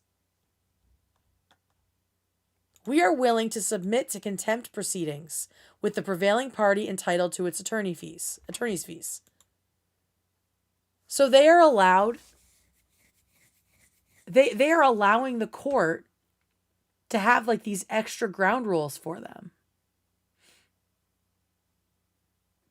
in order to prove that this is all in good faith. Which again, I don't think is something they have to do, but I think they are willing to do it to show that the mods are so full of shit, right? That they don't even have a leg to stand on. All right, let's get into it. Now that we have the ground rules down. Okay, so The H3 Snark mods claim that we cannot be trusted. The H3 Snark mods claim that the aforementioned promises cannot be trusted. So they're already saying like, oh, just because they promised that doesn't mean anything. Because we doxed several individuals who contributed to Casey Tron's GoFundMe. They can't be trusted because they read a public GoFundMe page out loud. Like, then we got the Webster Dictionary article for docs in here. And they said, we read the names of individuals who voluntarily agreed publicly to disclose their names in connection with their contributions. Like, everybody knows if you give to GoFundMe, you can choose to make yourself anonymous, and these people didn't. And that is on them. You have to opt out of being anonymous. Right? You don't check the checkbox. Unfortunately for H3 Snark, in a real court, and not on Reddit or Twitter, the definitions of words are actually meaningful. And they hold weight. You can't just make up another fucking definition. Not a single person was doxxed by having their names read out that they put consensually onto a public website. Nobody was doxxed, you dumb motherfuckers. Okay. H3 Snark mods claim that 2 podcast episodes exhibit improper motive. And this is where they get into omitting evidence, cooking up evidence, all this other shit, right? The H3 Snark mods point to 2 TEI podcast episodes that purportedly support their assertion that TEI is pursuing its copyright claims as subterfuge for improper motives. So the first one is the Casey Tron Apology. That's the 12-25 podcast. And then the Next Day podcast as well. So let's start with the 12-25 Apology podcast. The H3 Snark mods submit clips from the 12-25 podcast. These clips omit material that contradicts the H3 Snark mods narrative about our motives. Isn't that convenient? So they didn't submit the entire episode, unlike Ethan and Hila, who submitted a flash drive with the entire episodes. So the judge gets all of the information. Do you see how this is like, in my opinion, making the Snark mods and their lawyer look really shitty? Like, if you're not going to be forthcoming to a fucking judge, I'm just thinking about the way Judge Judy thinks of that sort of shit, you know? Judges don't want to be made to feel stupid. I feel like a judgeship is like one of the more ego-driven jobs, right? Where you're like passing judgment on people. And so managing the personality and the ego of judges, I think, is a huge part of being a lawyer and being in a lawsuit. And withholding evidence and lying to them, trying to get away with stuff, trying to be sneaky about it, that ain't it. That is not a good idea. I know you aren't playing with my lights, sir. Hey! Don't you do it. I'll throw something at you. Try it. No! Don't worry, I didn't hit him. I just threw it near him so it scared him. They chewed through my other lights like little fucking bunnies. Absolutely not. Thank you. Come over here. Come on, little Bubba. Okay. So yeah, they just submitted clips instead of the whole video. And of course, they left out all of the kind, generous, charitable things, not only that Ethan and Hila were saying, but also that we said about Casey Tron. Okay? So, exhibits 103A through C show only 12 minutes and 46 seconds from that section, 23% of the original. And I said, why not submit the whole thing? What are you afraid of? What are you afraid of, Ian? Okay, so here are some of the excerpts that were omitted from what they said. It's basically Ethan saying, like, thanking Casey Tron over and over again, complimenting her, admitting that it's been unpleasant for everyone, having empathy for her, right? Also talking about the reason they're doing this lawsuit, the activism aspect of it all. The copyright infringement activism, right? The fair use activism. Also, over and over again, telling the fans not to be rude to her, saying that he's forgiven her. And I will tell you right now, anybody that watches Ethan regularly knows that he is a soft touch and forgives very easily. I do not doubt for a fucking second that he has genuinely forgiven Casey Tron and is not giving it a second thought. I don't know how you guys feel, but that is definitely the vibe that I get. He would forgive iDubbbz, I think. I think he would. I think he would forgive most people. Yeah, they just have to say that he's funny. You know? If iDubbbz are genuine, yes.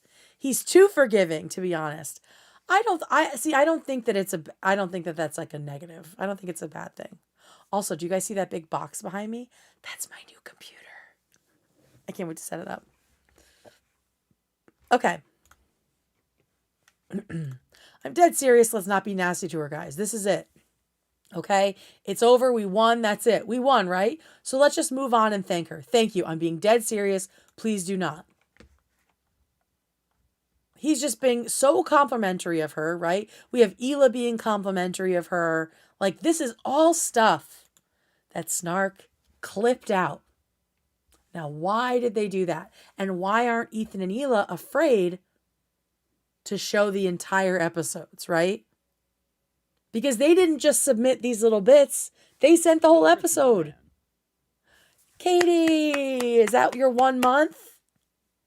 Yay. You're a little flower bud now. Oh, okay. I think Graham actually did read the bit I was thinking of where Rom explains how the Snark lawyer is trying to basically game the system to be able to introduce evidence without them being able to respond appropriately. Yes.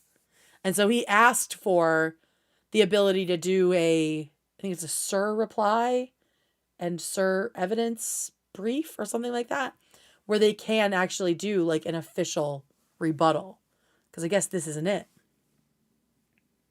Ethan has forgiven Keemstar. He can forgive almost anyone if they apologize and are sincere. Absolutely. Yeah, so just again saying, be nice. We won. She apologized. That's it. AB saying, I'm seeing a lot of love for her in chat. A+ apology, which is true.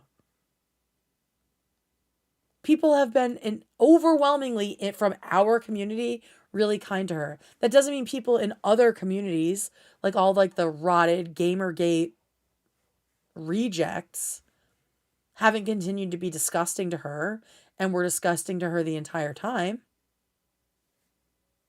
But if Ethan says be cool, we just want this all to fucking stop too. Like, we want more goofs and gaffs and less of this bullshit, you know? Yeah, so this is more of this. And he said, dude, I said it in the video. I said it 1,000,000 times over every time. It's because they willfully and maliciously copyright infringed. And Hila says, yeah, right. All 3 of the people I'm suing said something to the effect of, watch it with me or somebody else so he doesn't get the views. And I said, did they really think that they would get away with omitting this shit? And they did. Because they thought they could just slide this new evidence in under this law, like claiming an exception under this law, which definitely does not cover this stuff, according to Ethan's lawyer. And that Ethan and Hila were not going to be able to respond appropriately. That they weren't going to be able to submit like the full breadth of the evidence. Oopsie, you fucked up.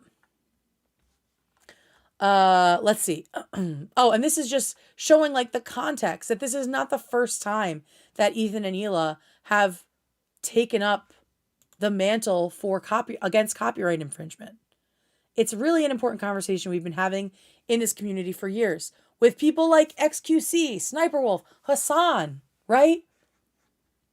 Ethan has been extremely critical of a lot of different Twitch streamers and the Twitch platform in general for letting people steal other people's content. And before that, like all the way back to fucking, what's his name? SoFlo Antonio, just fully ripping other people's videos. It has always bothered Ethan and Hila. It has always bothered them, and they have always criticized it. Right? Like this has been a consistent battle that they have waged, on top of being like the case law about fair use and what isn't copyright infringement. And now they're trying to settle what is copyright infringement, right? They're doing the whole gamut. Okay, and then he talks about misogyny, which I'm going to focus on this and not the stupid Snark video. We are not going to be watching that on this channel, just so you guys know, because it does not deserve our attention. Because anytime a man is like, ooh, this guy's misogynistic, it's never because they actually give a fuck about women, right? It's just so they can own another man. So anyway, Ethan says, and this part's good because her and a lot of other people have been saying that my lawsuits are misogynistic, which is something from the beginning I took extraordinary umbrage with. And then for them to be attacking you, Hila, like, I won't repeat it. I think that's very important because I can almost guarantee he's talking about Casey Tron calling Hila the C word, right? That was like one of the most egregious moments of a gendered insult throughout this situation. But he chose in that moment, this is just my speculation that that's what he meant, but he chose in that moment not to throw Casey Tron under the bus, right? I think that shows immense good faith. Yes, exactly. Exactly. Wait, there's a collab with Taylor Lorenz and Kat Tenbarge and Quam Barf.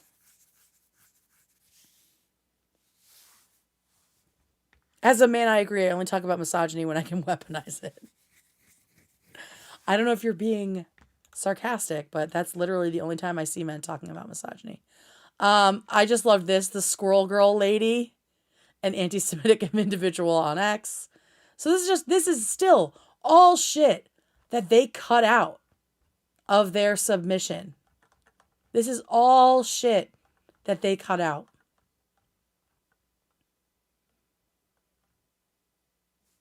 Again, it's all we won, it's fine. Like, don't bother Casey. She's great. She's funny. Okay, and then here we go. This is the other podcast. The Snark mods provide clips from TEI's podcast. There are numerous statements we made in response to Denham's post regarding Casey Tron's apology that emphasize that the lawsuits are motivated by pursuing copyright infringement. That happened throughout the Casey Tron apology too, right? And so he says, this lawsuit will endanger their career because Denham's is saying like, no, this is going to endanger the careers of many creators, right? And he says, no. This will endanger the career of a very, very, very few amount of people that chronically and continuously steal people's content and monetize it. You thief, criminal, loser. That's what you do. I just love that because it sounds, I can hear Ethan in my head when I read it. That's what Casey Tron used to do. Again, good faith, right? He's moving on. She's turned a new leaf now, of course. That's what Frogan does. So throughout this, it's the same thing where he's very clearly explaining why they are doing this lawsuit and that it's in good faith. At no point is he like, and I can't wait to fucking take all your money and expose the mods and dox them, right? That's not why he's doing this. And to act like this is the first time Ethan and Hila have ever fought back about copyright infringement is insane. Completely insane. All right, so it just keeps going on about oh, this is good. I didn't analyze the amount that the other streamers did, because I only analyzed people who explicitly stated that they were maliciously stealing it from me. Exactly. That's why you guys were targeted. He isn't suing everyone, right? He's not against criticism. He's not even against people barely reacting. It's because you guys maliciously said you were creating a market substitute.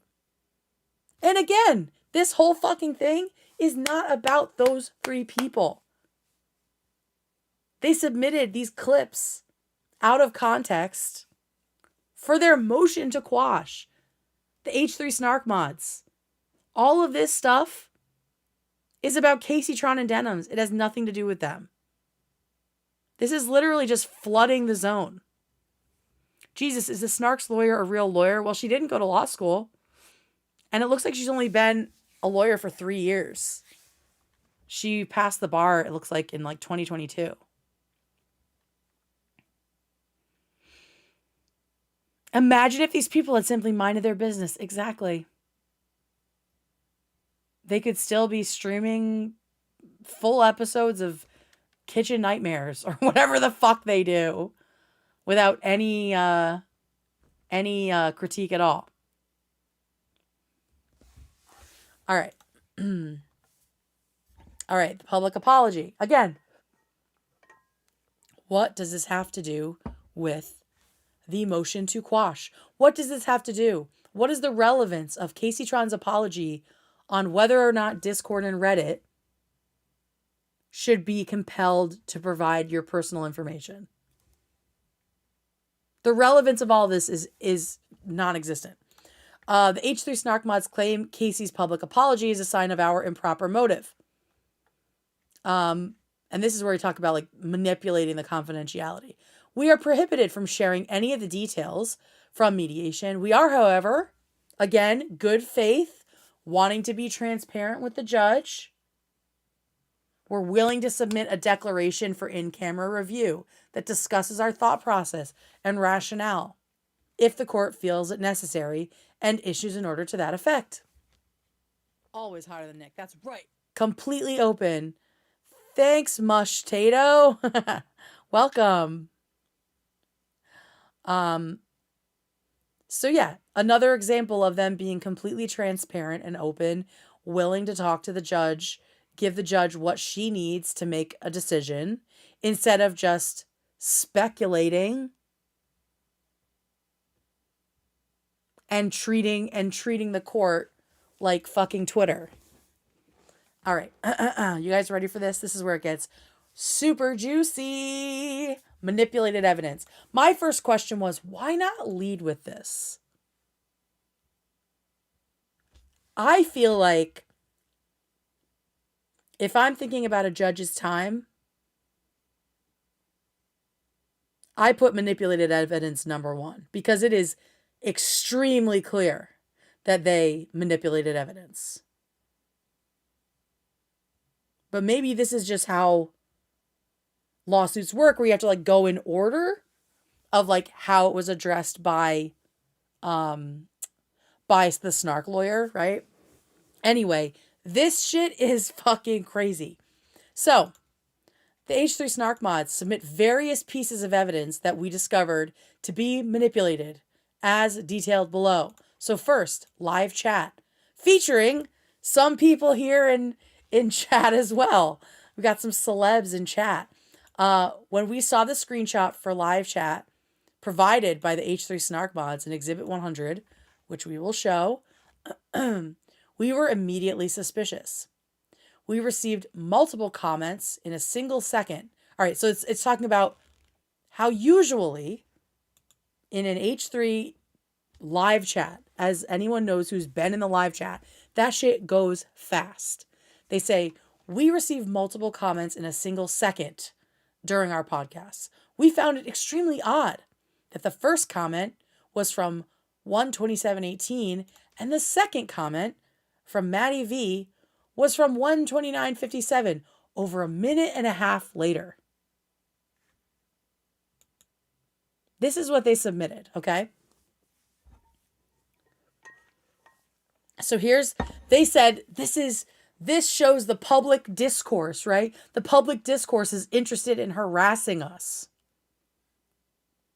So they said, here is a true and honest screenshot of the H3 live chat.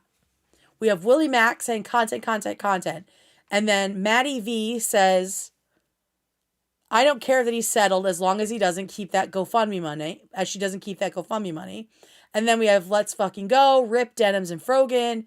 LMAO, she is so defeated and dead inside. Fuck, ha ha ha. Well played, Ethan. Make them apologize and look weak to their fans. Also, none of this is threatening at all.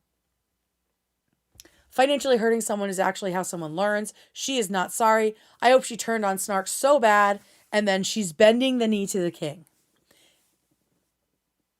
Now, they submitted this thinking the judge would be too stupid or unfamiliar with the H3 live chat to catch the timestamps. Okay? Because this makes no sense.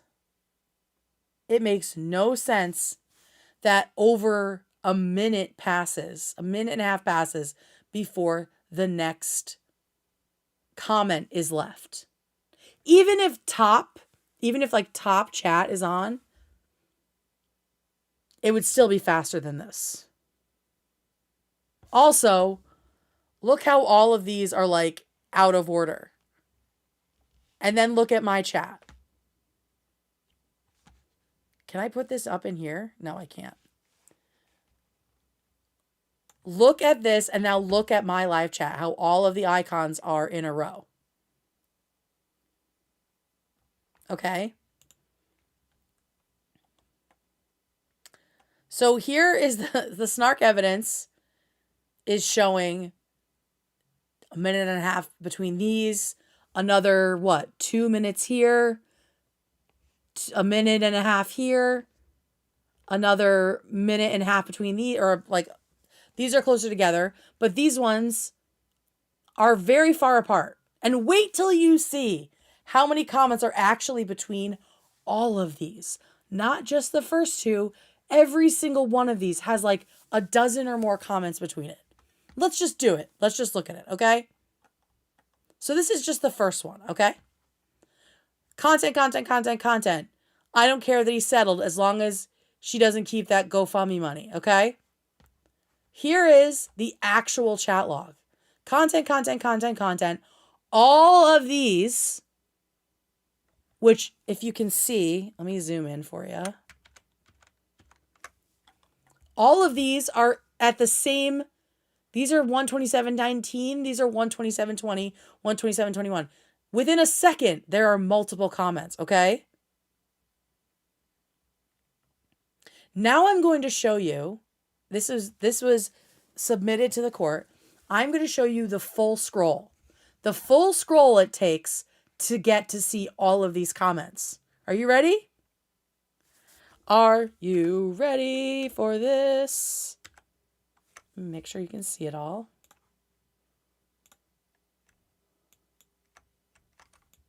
There we go. Okay, so we're starting with the Willie Mack comment, and we're ending with she's bending the knee to the king. Ready, set, go. Move over, fat, shout out. Okay, there's the second comment. And mind you, as I'm scrolling, these are still truncated. I said, even this is condensed. Okay? Because we jumped from 127 to 129. And there's still all of these fucking comments. Okay? So these are still truncated. LMAO, she's so defeated and dead inside. Fuck, ha ha ha. So that's the third comment. Fourth comment, again, truncated. Fifth comment. Sixth comment. She's bending the knee to the king. And then there's more. There's another one that they pulled out. Hell yeah, he gets the GoFundMe. These are all, they condensed all of these to make it look like they all happened back to back to back, and that the entire chat was just shitting on Casey Tron. Really, it was a lot of, dear God, play the clip. Pause it already. Ethan, oh my God, play it. Okay. Remember, this is what they made it look like.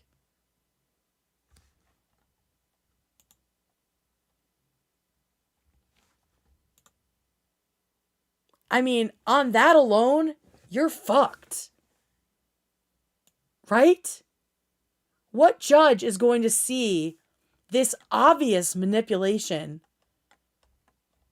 and be like, yeah, you guys definitely have a point? Like, even if the majority of these comments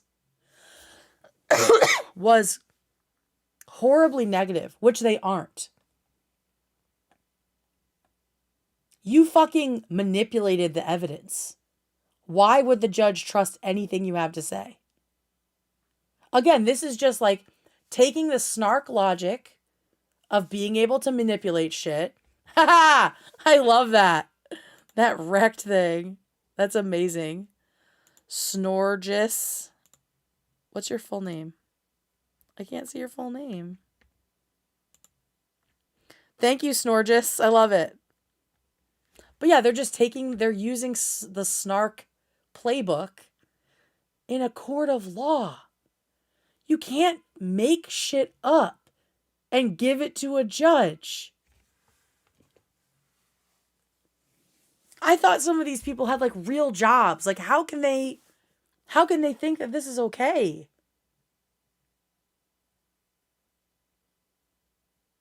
Oh, Snorgis Borges, thank you so much.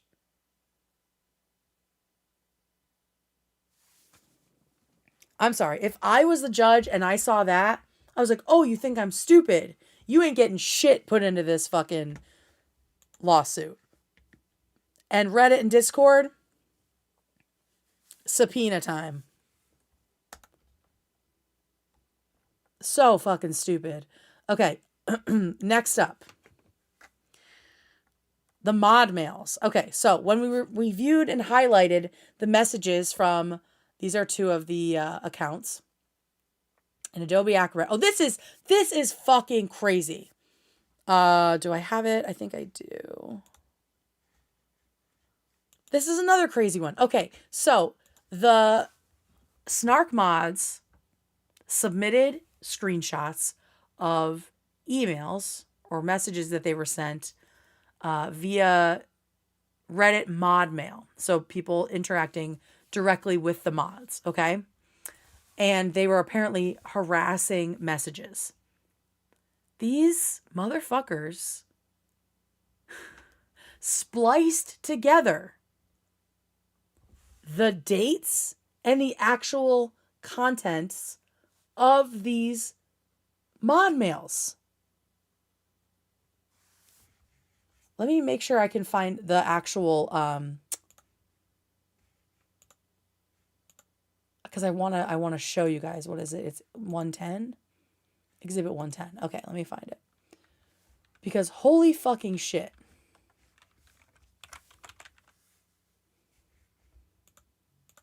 Okay, here we go. So when they went into Adobe, because it wasn't, I don't think it was submitted in Adobe. They talk about going into Adobe here, right? Oh, it did jump to it. Okay, but you can see it more clearly here. This image and this image are separate. You can see how it's like a little offset when you click on it. That's because you can click on it separately from the actual date. So bunch of losers, LMAO. could be from literally any time and have absolutely nothing to do with this lawsuit.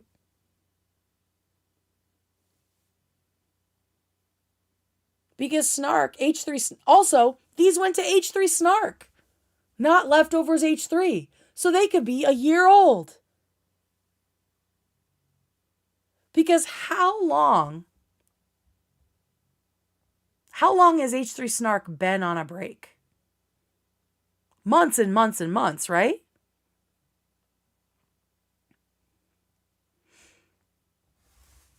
Look at this shit. This is a completely separate file.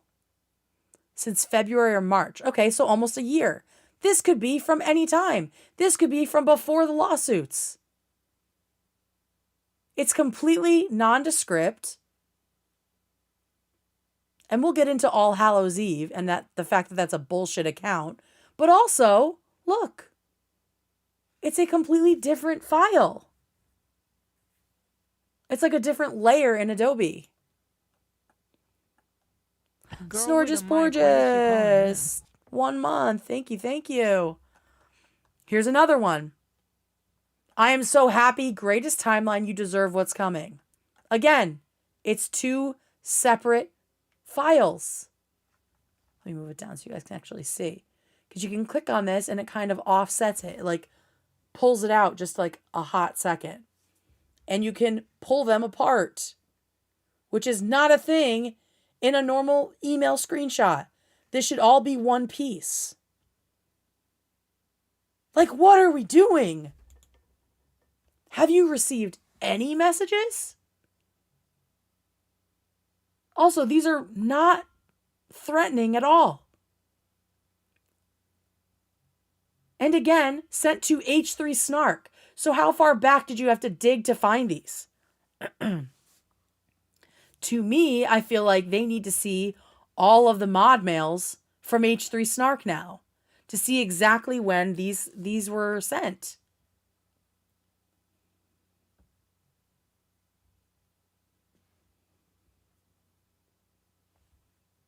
Because everybody knows they're all on Leftovers H3.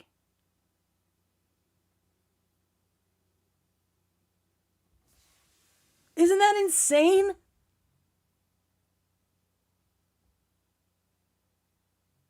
Like you had to fabricate evidence?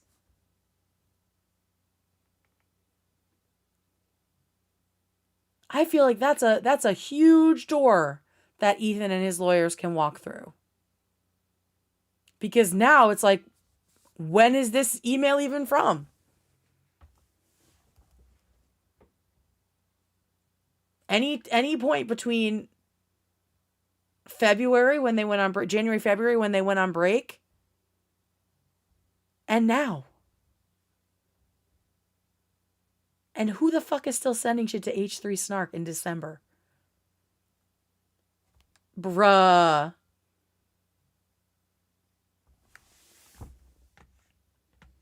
So they've manipulated 2 forms of evidence so far. Let's see what other bullshit they're getting into. Now we have misleading evidence. The H3 Snark mods also submit evidence that erroneously gives the impression that our fans as a whole desire humiliation, or that certain individuals are participants in our community or our fans. And my question is, like I said when we read their piece, why is it relevant?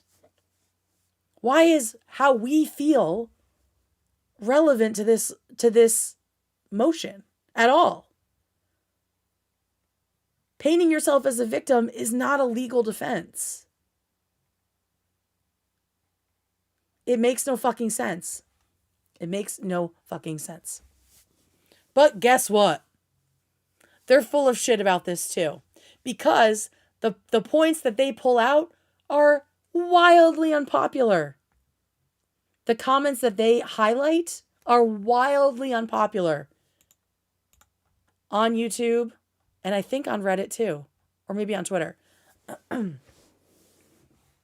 Okay, so live chat from the 12 to 25 podcast.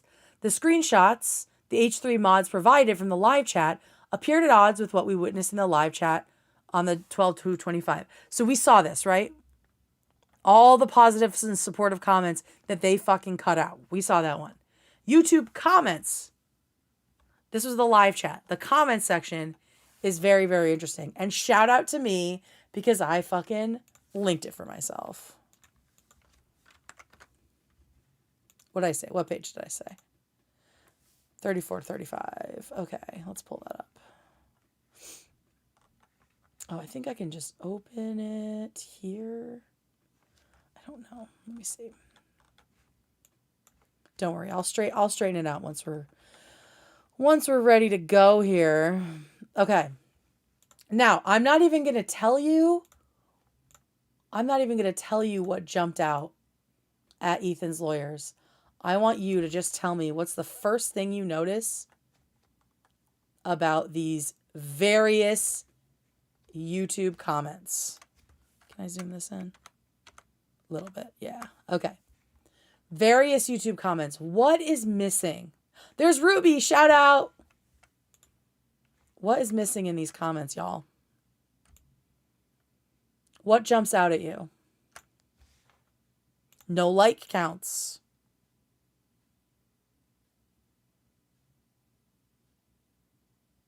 No like counts, right? No evidence that there's been any interaction at all. Comments. No engagement. No H3 symbols. Right. Good catch, Alexandra. No badges. So how do we even know they are people in this chat? Well, we do know Ruby is one of them, right?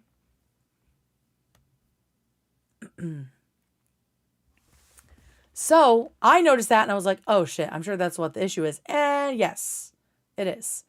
So they said, oops, wrong one.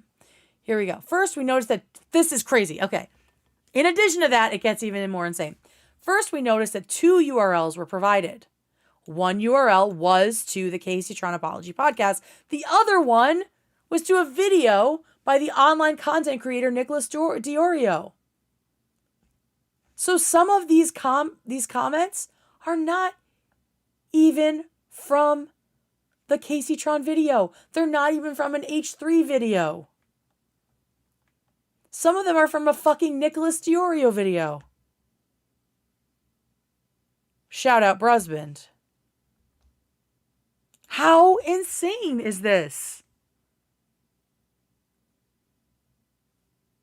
Not even from an H3 video chat. They really thought that they probably tricked their own fucking lawyer. And now their lawyer looks like a fucking idiot.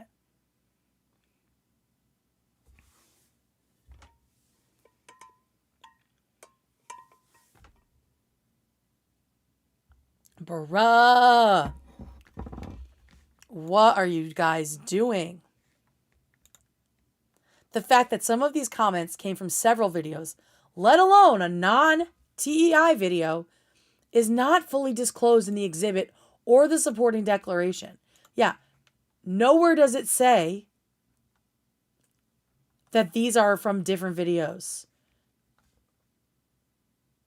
Various YouTube comments.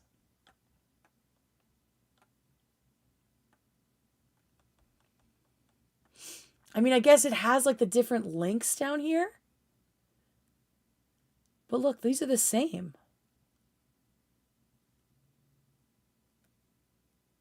It's hard to tell which are like where these links go. Can I click on one? To everything I have just stated. Look at this. The one I happened to click on is from fucking Nicholas Diorio. You all saw that.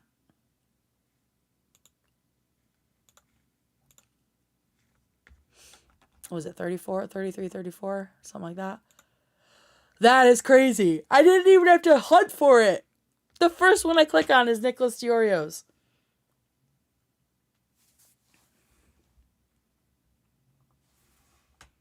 So now the Snark is trying to pass off a completely separate community as the H3 community.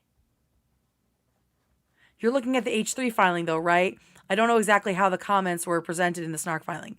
Yes, but this is their filing. This is, let me make sure. Yeah, this is Declaration of Leah Rosa Vulich. So this is their filing. This is the Snark filing. This is how they presented it.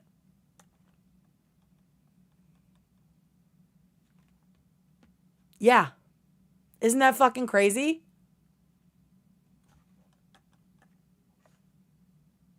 No pointing out that they're from different YouTubers altogether.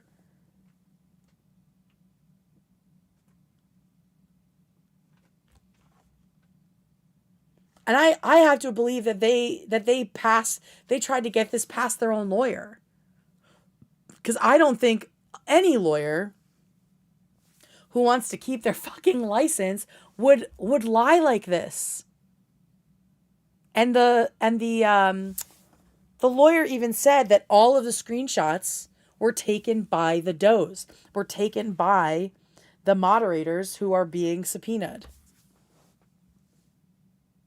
So they tried to fucking get one over on their lawyer. They really thought that they could sneak this past their lawyer and the judge, and that Ethan and Hila wouldn't have enough time to respond and debunk it. How would the lawyer not know what videos they're linking? I think it really feels like that the lawyer is just letting them run the show.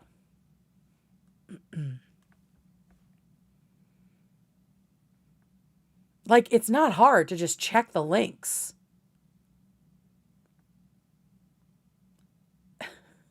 Nothing that Ethan and Hila and their attorneys have done is like heavy lifting to debunk these things. But they did more checking than this fucking lawyer did. The lawyer absolutely should have double checked these things. Unbelievable. Okay, and then this is what we noticed. We were suspicious because the engagement with the comments, likes and replies, were cropped out.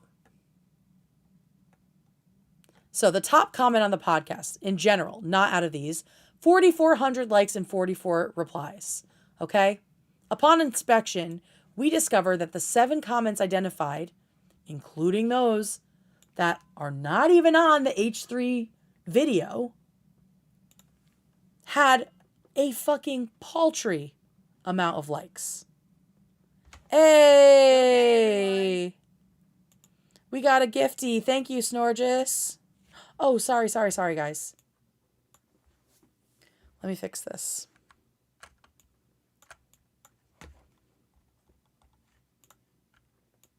There we go.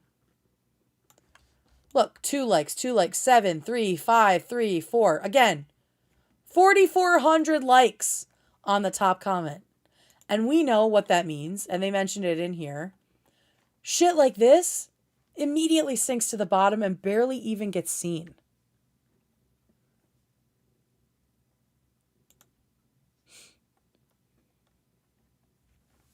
No replies. None of these comments that they isolated had any replies. And we can see now why they blocked out the likes, right? And then they wanted to look at like the whole picture, right? They wanted to see what the general sentiment was. Upon investigation, we discovered that the vast majority were completely unrelated to Casey Tron or the lawsuits. And a significant number of comments that did discuss Casey Tron were positive. Unfucking believable. Okay. Then they investigated the users who submitted those janky mod mails where the date of the email is separate from the body of the email. meaning they could have been sent literally at any time since the H3 Snark went on break, because that was the auto message that came through. So they said they found a number of suspicious elements.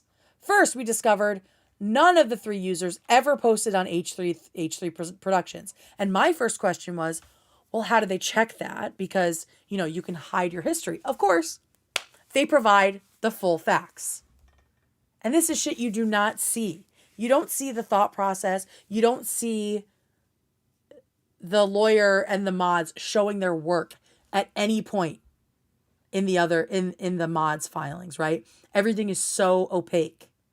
Meanwhile, Ethan and Hila are being so transparent, right? They're sharing the tools that they used to check and see if these accounts had ever posted or commented in H3. And this one I thought was important. We use the website search.pullpush.io. This website is a third-party Reddit search engine that provides a full search and includes deleted posts or comments. Using the same tools, we discovered that this user, which I guess did one of the emails that they included, had not made a post or comment for the past 4 months, an inactive account. We found it extremely odd that an inactive account would randomly send a mod mail message to the H3 Snark mods. Maybe they sent it 4 months ago. Right? We have no idea. We have no idea what time these messages were sent.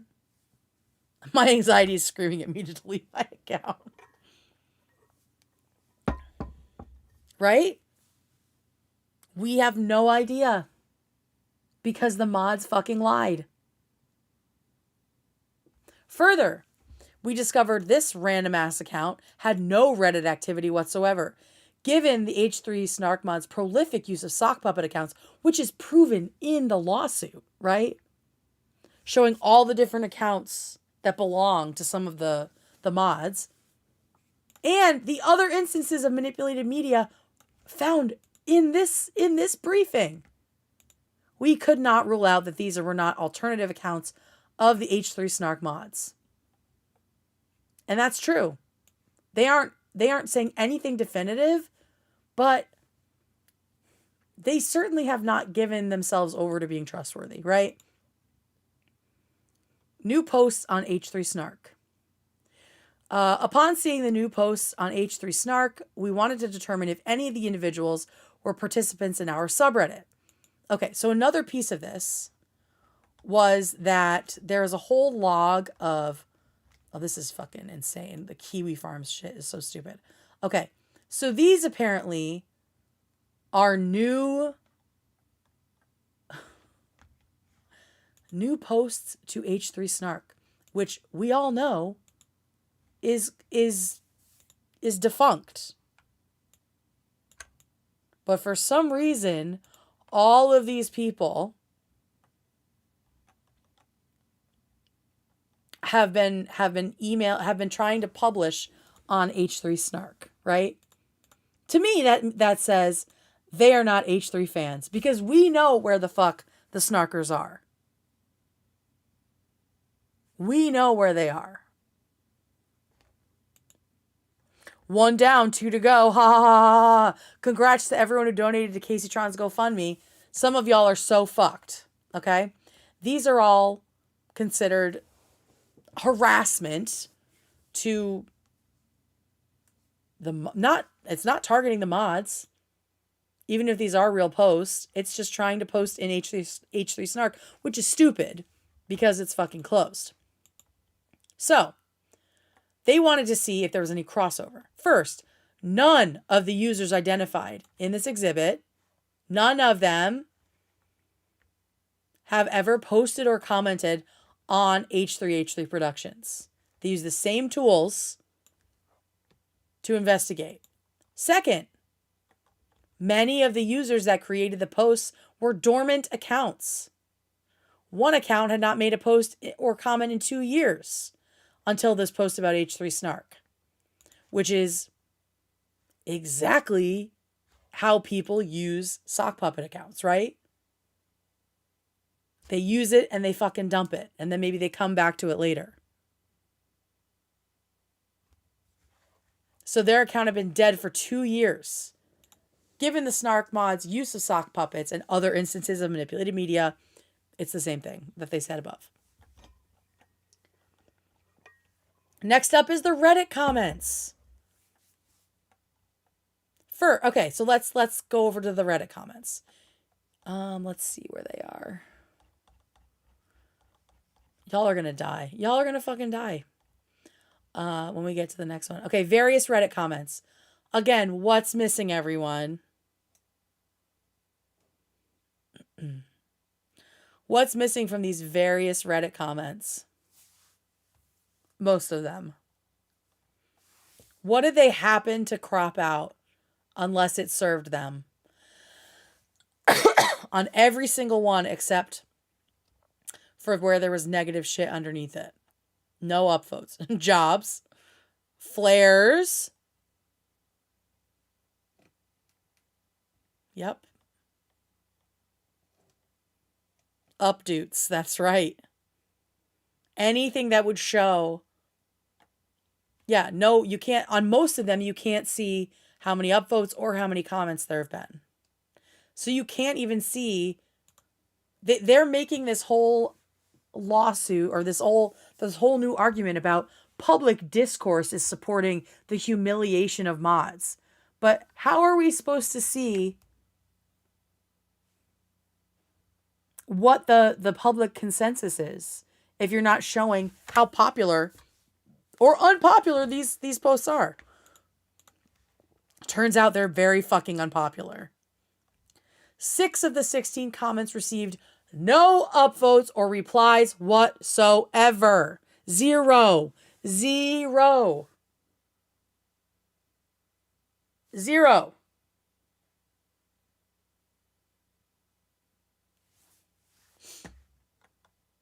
2 of the comments received less than 10 upvotes and no replies. 2 comments received downvotes, a net dislike number, most likely because they included the word bitch. That's because we're not a misogynistic fucking audience. The final post was not from our subreddit at all. So the only one that had a bunch of motion is not even from the H3 subreddit.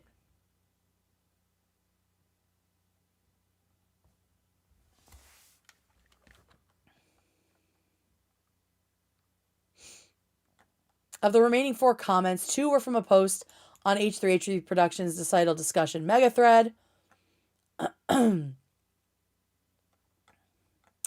The final 2 comments were from that.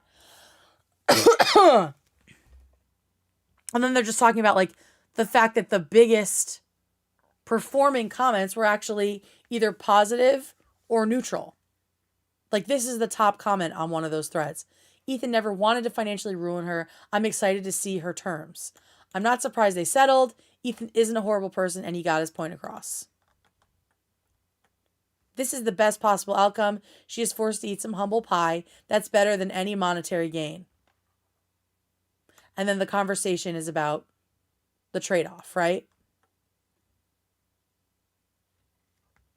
The comment by REHX4 received 50 upvotes and 4 replies, 3 of which criticized the user for the response. So just throughout, they're being completely dishonest and they are seeming to willfully frame things in a way that is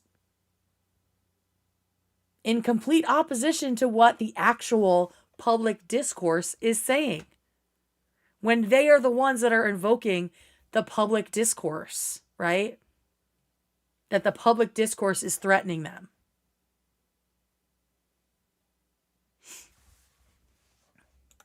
Posts on Twitter.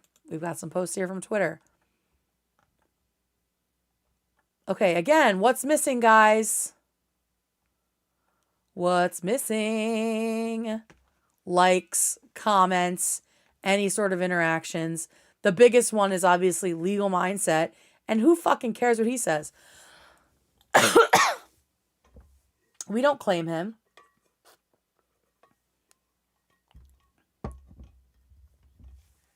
And none of these imply that any of these people are actually fans of H3. They might just be Caseytron haters from another land who are just happy to see this. The next thing, obviously, this is like the same shit, but look at this shit. Look what else she included. Fucking kiwi farms?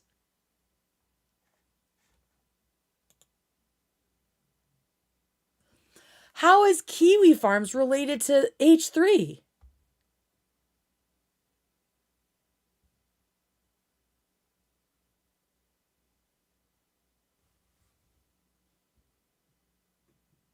So they found a bunch of hateful shit about Caseytron and maybe Snark on kiwi farms, and they just flooded the zone, just spammed all of this into this lawsuit, and none of it can be traced in any way to anybody in the H3 community. Where's the kiwi farms? Here we go. It is the comments identified from the H3 Snark mods come from a thread entitled Ethan Klein H3 Productions Pedo Troll. It is a negative thread on Ethan. So even the thread that they chose,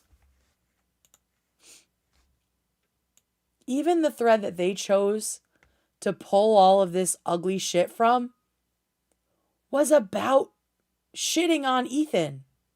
And there's all kinds of racism and anti-Semitism and transphobia in these posts. None of it has anything to do with H3. She orbits no man. Oh, God, so true, Lavender. Imagine if they use this energy for literally anything else. Unbelievable. And then they complained about Ethan's Instagram post. Obviously, there was nothing of interest there. But they did point out, because the Snarkers brought up the Willie Mack video and the fact that Ethan shared it on his stories, the fact that the supporters of H3 Snark are actually the ones that issued numerous threats to kill Willie Mack show, and Ethan and Hila offered to hire security to protect them at their wedding. Because they're good fucking people. And like I said, what does Ethan sharing a video about the lawsuit prove at all? It proves nothing. Literally, I have yet to see anything that feels relevant to a motion to quash. None of this feels relevant to the argument that they should be allowed to remain anonymous. Because now they have fucking lied. They have manipulated evidence. They have omitted evidence.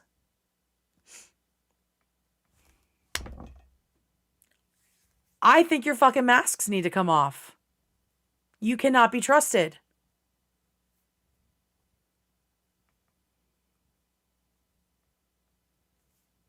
You can't be trusted. Why should your anonymity be protected when you're fucking lying to a judge? That is very, very bad. You are very, very dumb.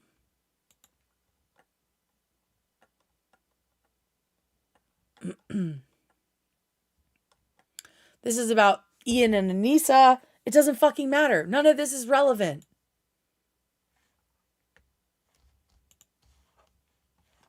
Right?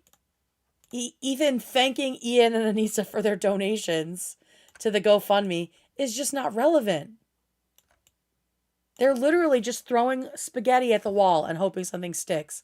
And on top of that, they're not just throwing spaghetti, they're like chopping up the spaghetti and putting like pipe cleaners in and saying it's spaghetti. It's not even fucking real spaghetti.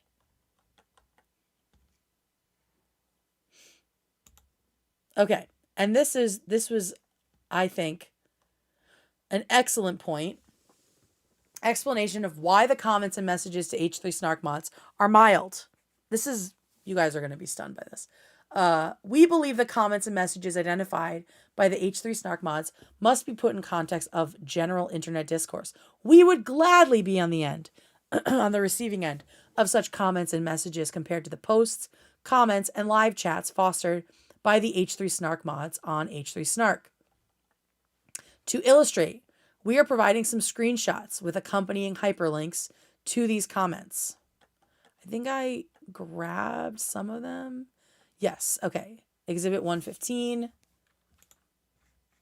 And it said page 76. Right? This is their Girl joint with a mic, declaration. when is I she think I calling in? can- Oh, hi, Olivia Bell. See you for the replay. Let me see. I just want to make sure their thing is up.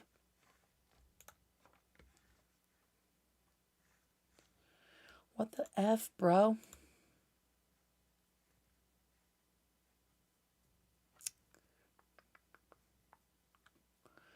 just trying to open my downloads in this folder.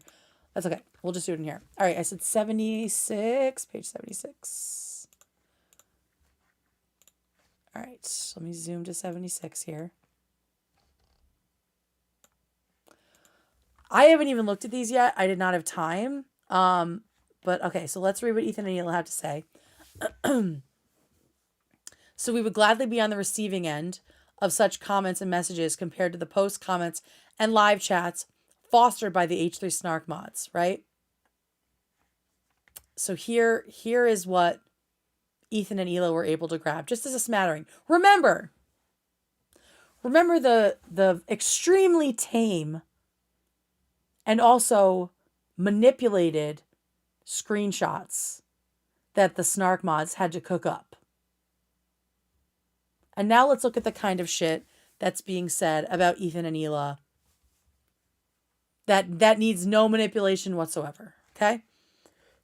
Here is Exhibit 115.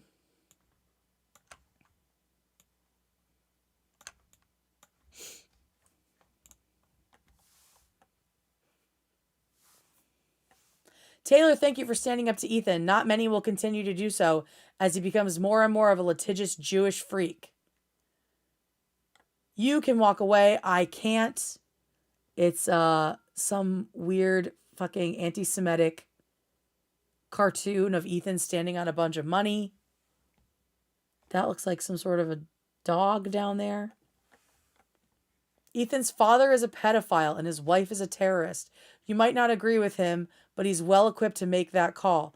The sign of a bad marriage when your husband picks his parents over you. I'm the one who called CPS on Ethan Klein, blah, blah, blah. Fucking bad empanada. Knowing how easily this ugly Zionist loser lies, I'm calling bullshit. Spending time with kids, Ethan with never. He hates his kids. Oh, I thought he was a pedophile, guys. Ethan genuinely looks like someone who has been abusing hard drugs for like a decade at least. He really speed ran that shit. Now remember, the Snark mods are saying that they are being personally attacked, victimized, harassed. But they weren't able to find any actual examples of being targeted. Even as a whole, even to the mod mail.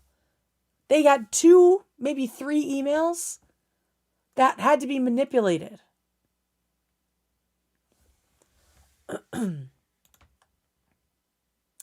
This dude is going to ruin his family suing women he's attracted to on the internet, likely because Hila can't even stand to touch him.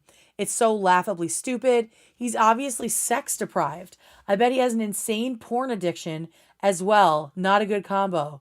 Just like his good old creep dad, whom he hates so clearly. Oof, the fact that you were acting like a parent you can't stand has got to be low-key torturous on the inside. Add some stimulant abuse on top of that. I'm going to be really honest. I think Ethan has a permanent cognitive impairment. These people are fucking insane. These people are insane. A permanent cognitive impairment from his misuse of benzos. It's like a kind of wet brain that can happen. He became Jordan Peterson. Hila said he has brain lesions. They both have brain lesions, and Olivia called them twinsies for it. Guys, everyone has little fucking brain lesions. He should probably get that checked out. No amount of makeup is going to hide the fact that she's a terrorist. Cute. Him acting, and see how they're including the replies, the number of upvotes, how popular, hundreds of upvotes on these abusive, horrible things. Right? These I think are on. Knowing how easily, yeah, look how many. 700 on this one. How many on this one? 200. They don't have to hide it because the numbers are on their side. Oh, the CPS merch. I will cherish this when I'm in a nursing home, reminiscing on the golden days of bullying Ethan Klein on the internet. What a fucking loser. Over 600 upvotes. Hila is an IDF terrorist. Over 300 upvotes. Hila Klein is a terrorist and should be investigated by the ICC. Guys, shut the fuck up. Hila has no personality and is the most insecure woman on the planet. CPS doesn't do raids. Hila Klein does. She's dumb as the box of crayons she uses for Teddy Fresh. I hate her ugly shirt. Ugly is the nicest thing I could say about Hila. 800 upvotes.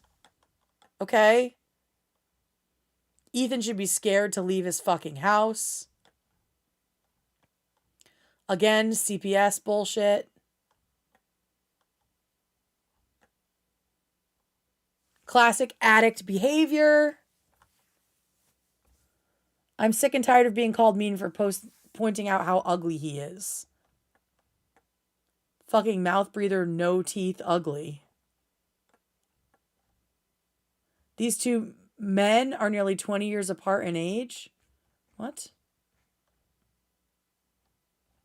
So Hila's a man now? The fun guy writing adoring screeds to their role model, Hila Klein, is amazing. Like, this is just going on and on. This is all Teddy Fresh jacket modification. Ooh, you're so cool. Just goes on and on and on. Remember the paltry shit. Look at this. The paltry shit that the snarkers were able to find, showing that they were... Oh my God, these people are such losers. Showing that they were being attacked. Look at all this shit. Oh, killed his dog. 125 likes on that.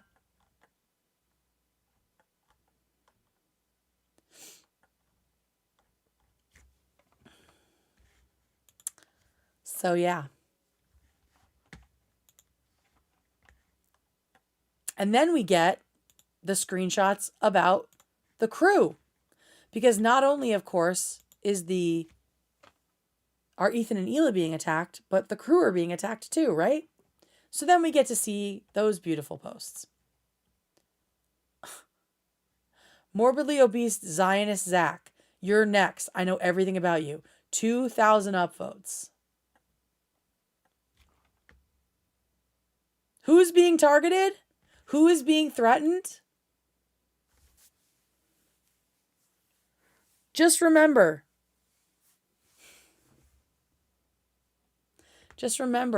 the shitty little bits of evidence that had to be manipulated for the snarkers to try to make a case that anyone is coming close to the disgusting ecosystem that they have built brick by brick. AB laments the times when he was well liked by the public and shares in Ethan Klein's delusions of being a target of a violent attack. Almost 700 likes. Shame on Dan, shame on the crew. 2.5 thousand likes. I am certain there are some of Olivia that are disgusting as well. And I'm sure that he did not include them because he knew that this would go public. Because we've seen them. We have seen them and they are bad. True and correct screenshots of various comments on social media posts about our lawyer and his partner. Reminder that Rom is literally a West Bank settler and thus a valid military target. Meaning you're allowed to kill his lawyer on site. West Bank Rom's an idiot.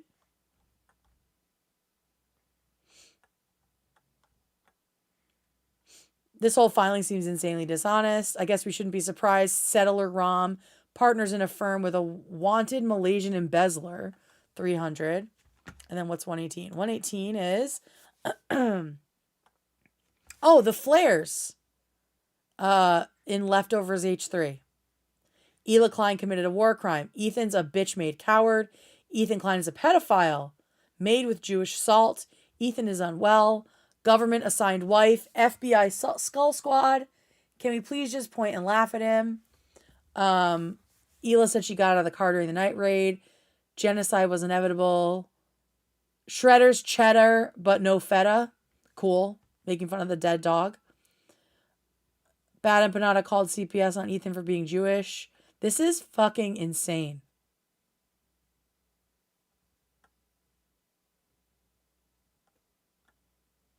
Bad Empanada's concubine. Ooh, barf. Okay, fine. My wife's a terrorist. Fear and Giardia in Las Vegas. Hila's last 2 brain cells fighting to death. This is so insane. Yeah, I'd never seen the flares either. There are so many. Skulls. And I think the next ones is the flares that were available on H3 Snark. That moron Ethan Klein. Ethan's passive-aggressive torture camp. Ethan's a vile person. Ethan's Ozempic dealer. Jewish/anti-Zionist. Ethan's employee NDA. H3's Islamophobia Olympics. Hila's skill to spot invisible compliments from chat. Olivia should be working at Target. Olivia's hot mic. Free Ethan's nanny. Hila's wheat bread personality. Ethan's glorified babysitter, Lena. The fuck did Lena do?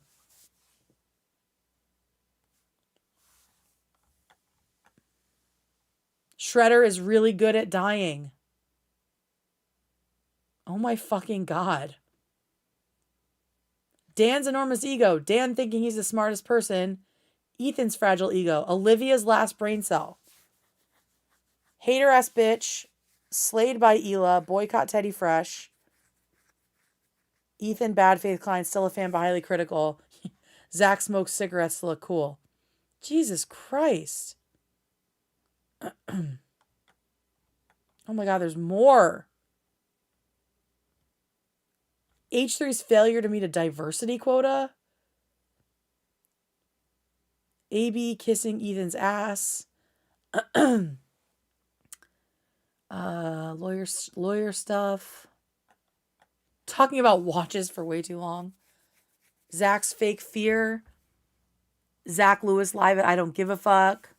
Zach whining about the gaming chair. Oh my God. The Ricola Ducky ate. The Adderall Shredder ate.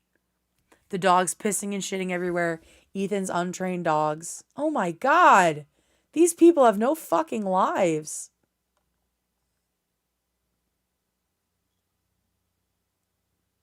I'm just seeing if there's any really insane ones. Cam's mediocre memes. Fuck you. Dan hating on chat. Ethan coughing his lungs up. Oops, sorry guys. Oversized toddler clothes.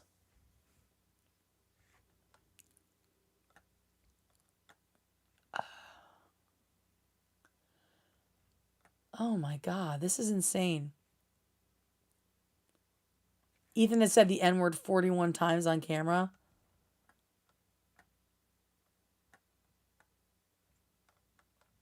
This is crazy. I can't even read them all. Look, it just keeps going. How is this possible?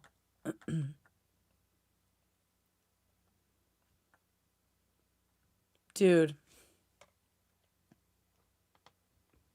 That is fucking crazy. We have like what, 5, 6, maybe a dozen? That is bananas. Okay, but here's the best part. A lot of this has been very eye-opening, but the best part, I thought, was we declare under penalty of perjury that the contents of this declaration are true and correct, executed this 15th day of December, 2025 in Nassau, Bahamas. That's so cute.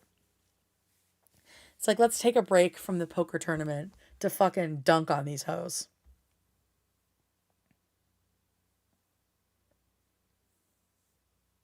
Oh my God. That's insane. So, I don't really see how a judge would allow the snarkers to submit this new evidence or their new arguments based solely on the fact that the evidence they're trying to submit is manipulated.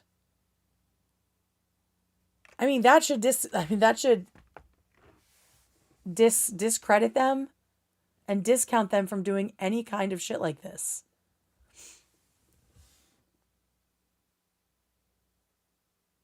Unfucking real. Oh my God. So, yeah, I don't see this going well for Snark. If I were the judge, I would be really annoyed that they had wasted my time like this. I would be getting a pretty clear picture about how insane these people are, right? And how disingenuous they are, and how everything that they accuse Ethan and Hila of, they are doing, right? They're manipulating things. They're lying. They're making themselves the perpetual victims.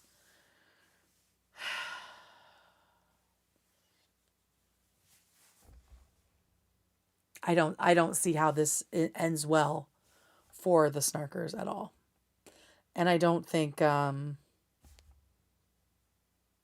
it'll be interesting to see if there's more to the denim stuff, like the denims and the snark mod stuff, or if it was just like a one-way conversation.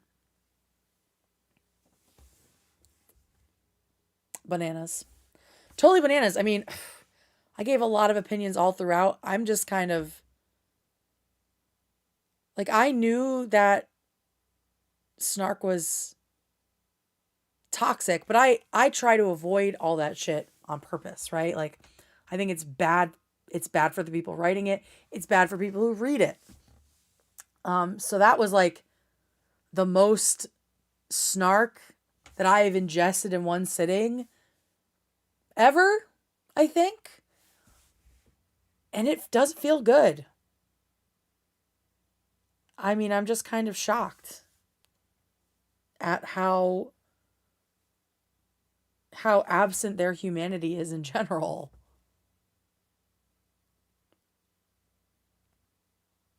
Right? Like, god damn. Shredder's really good at dying.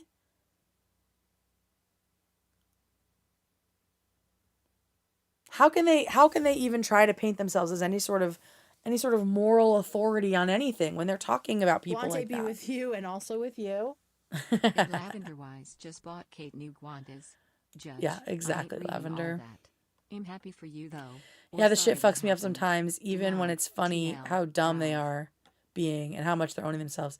Yeah, I mean, this really just like affirmed and validated my stance to like keep Snark out of my Discord, keep Snark in general out of like any sort of back and forth, right? Because there's just no point. These people are like laser focused on just being horrible and mean and hurtful and ugly and small Come on out, little guy. and You're crowning. Amber dishonest. H, who just birthed $2 Canadian. Thank you, Amber. Thank you. So I don't see a point in keeping tabs on them outside of the lawsuit stuff. It will also be interesting to see if there really is a connection between Reddit and the Snark mods. Because like I said, I've been trying not to be super tinfoil hat about it, but all the stuff today with Short Skeletons posts and it getting taken down and then getting put back up, like as soon as Ethan made a comment about it, that just feels so... It feels like too big of a coincidence, but maybe it's not. I don't know. We just don't know. Sadly, they invade every comment section or Twitter thread to do with H3. Yeah, I mean, it's just like, it's everywhere. And I am sure that it makes them feel really powerful, right? The dopamine is probably insane that they're able to organize and do that stuff, but for what? Look where it's getting you, in a fucking lawsuit.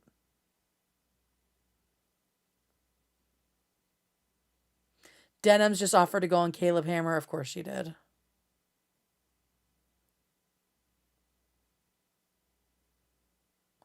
Of course she did. All right, friends. I think that's going to do it for me.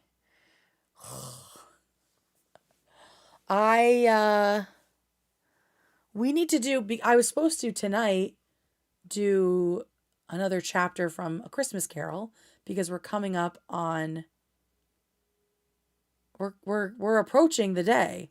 And so I need to put my Ebenezer Scrooge shit back on and do another little reading. So I will probably do that tomorrow night. So it'll be a nice mellow, drama-free stream. And I hope y'all will join me there. Let me do... Nope, that's not what I wanted to do.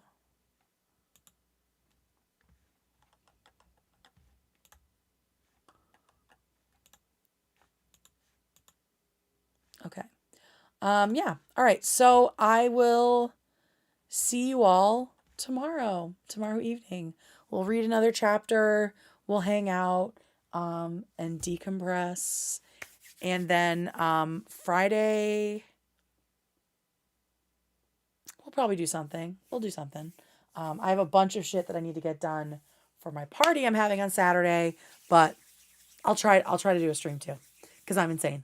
All right, everybody. See you tomorrow. Bye.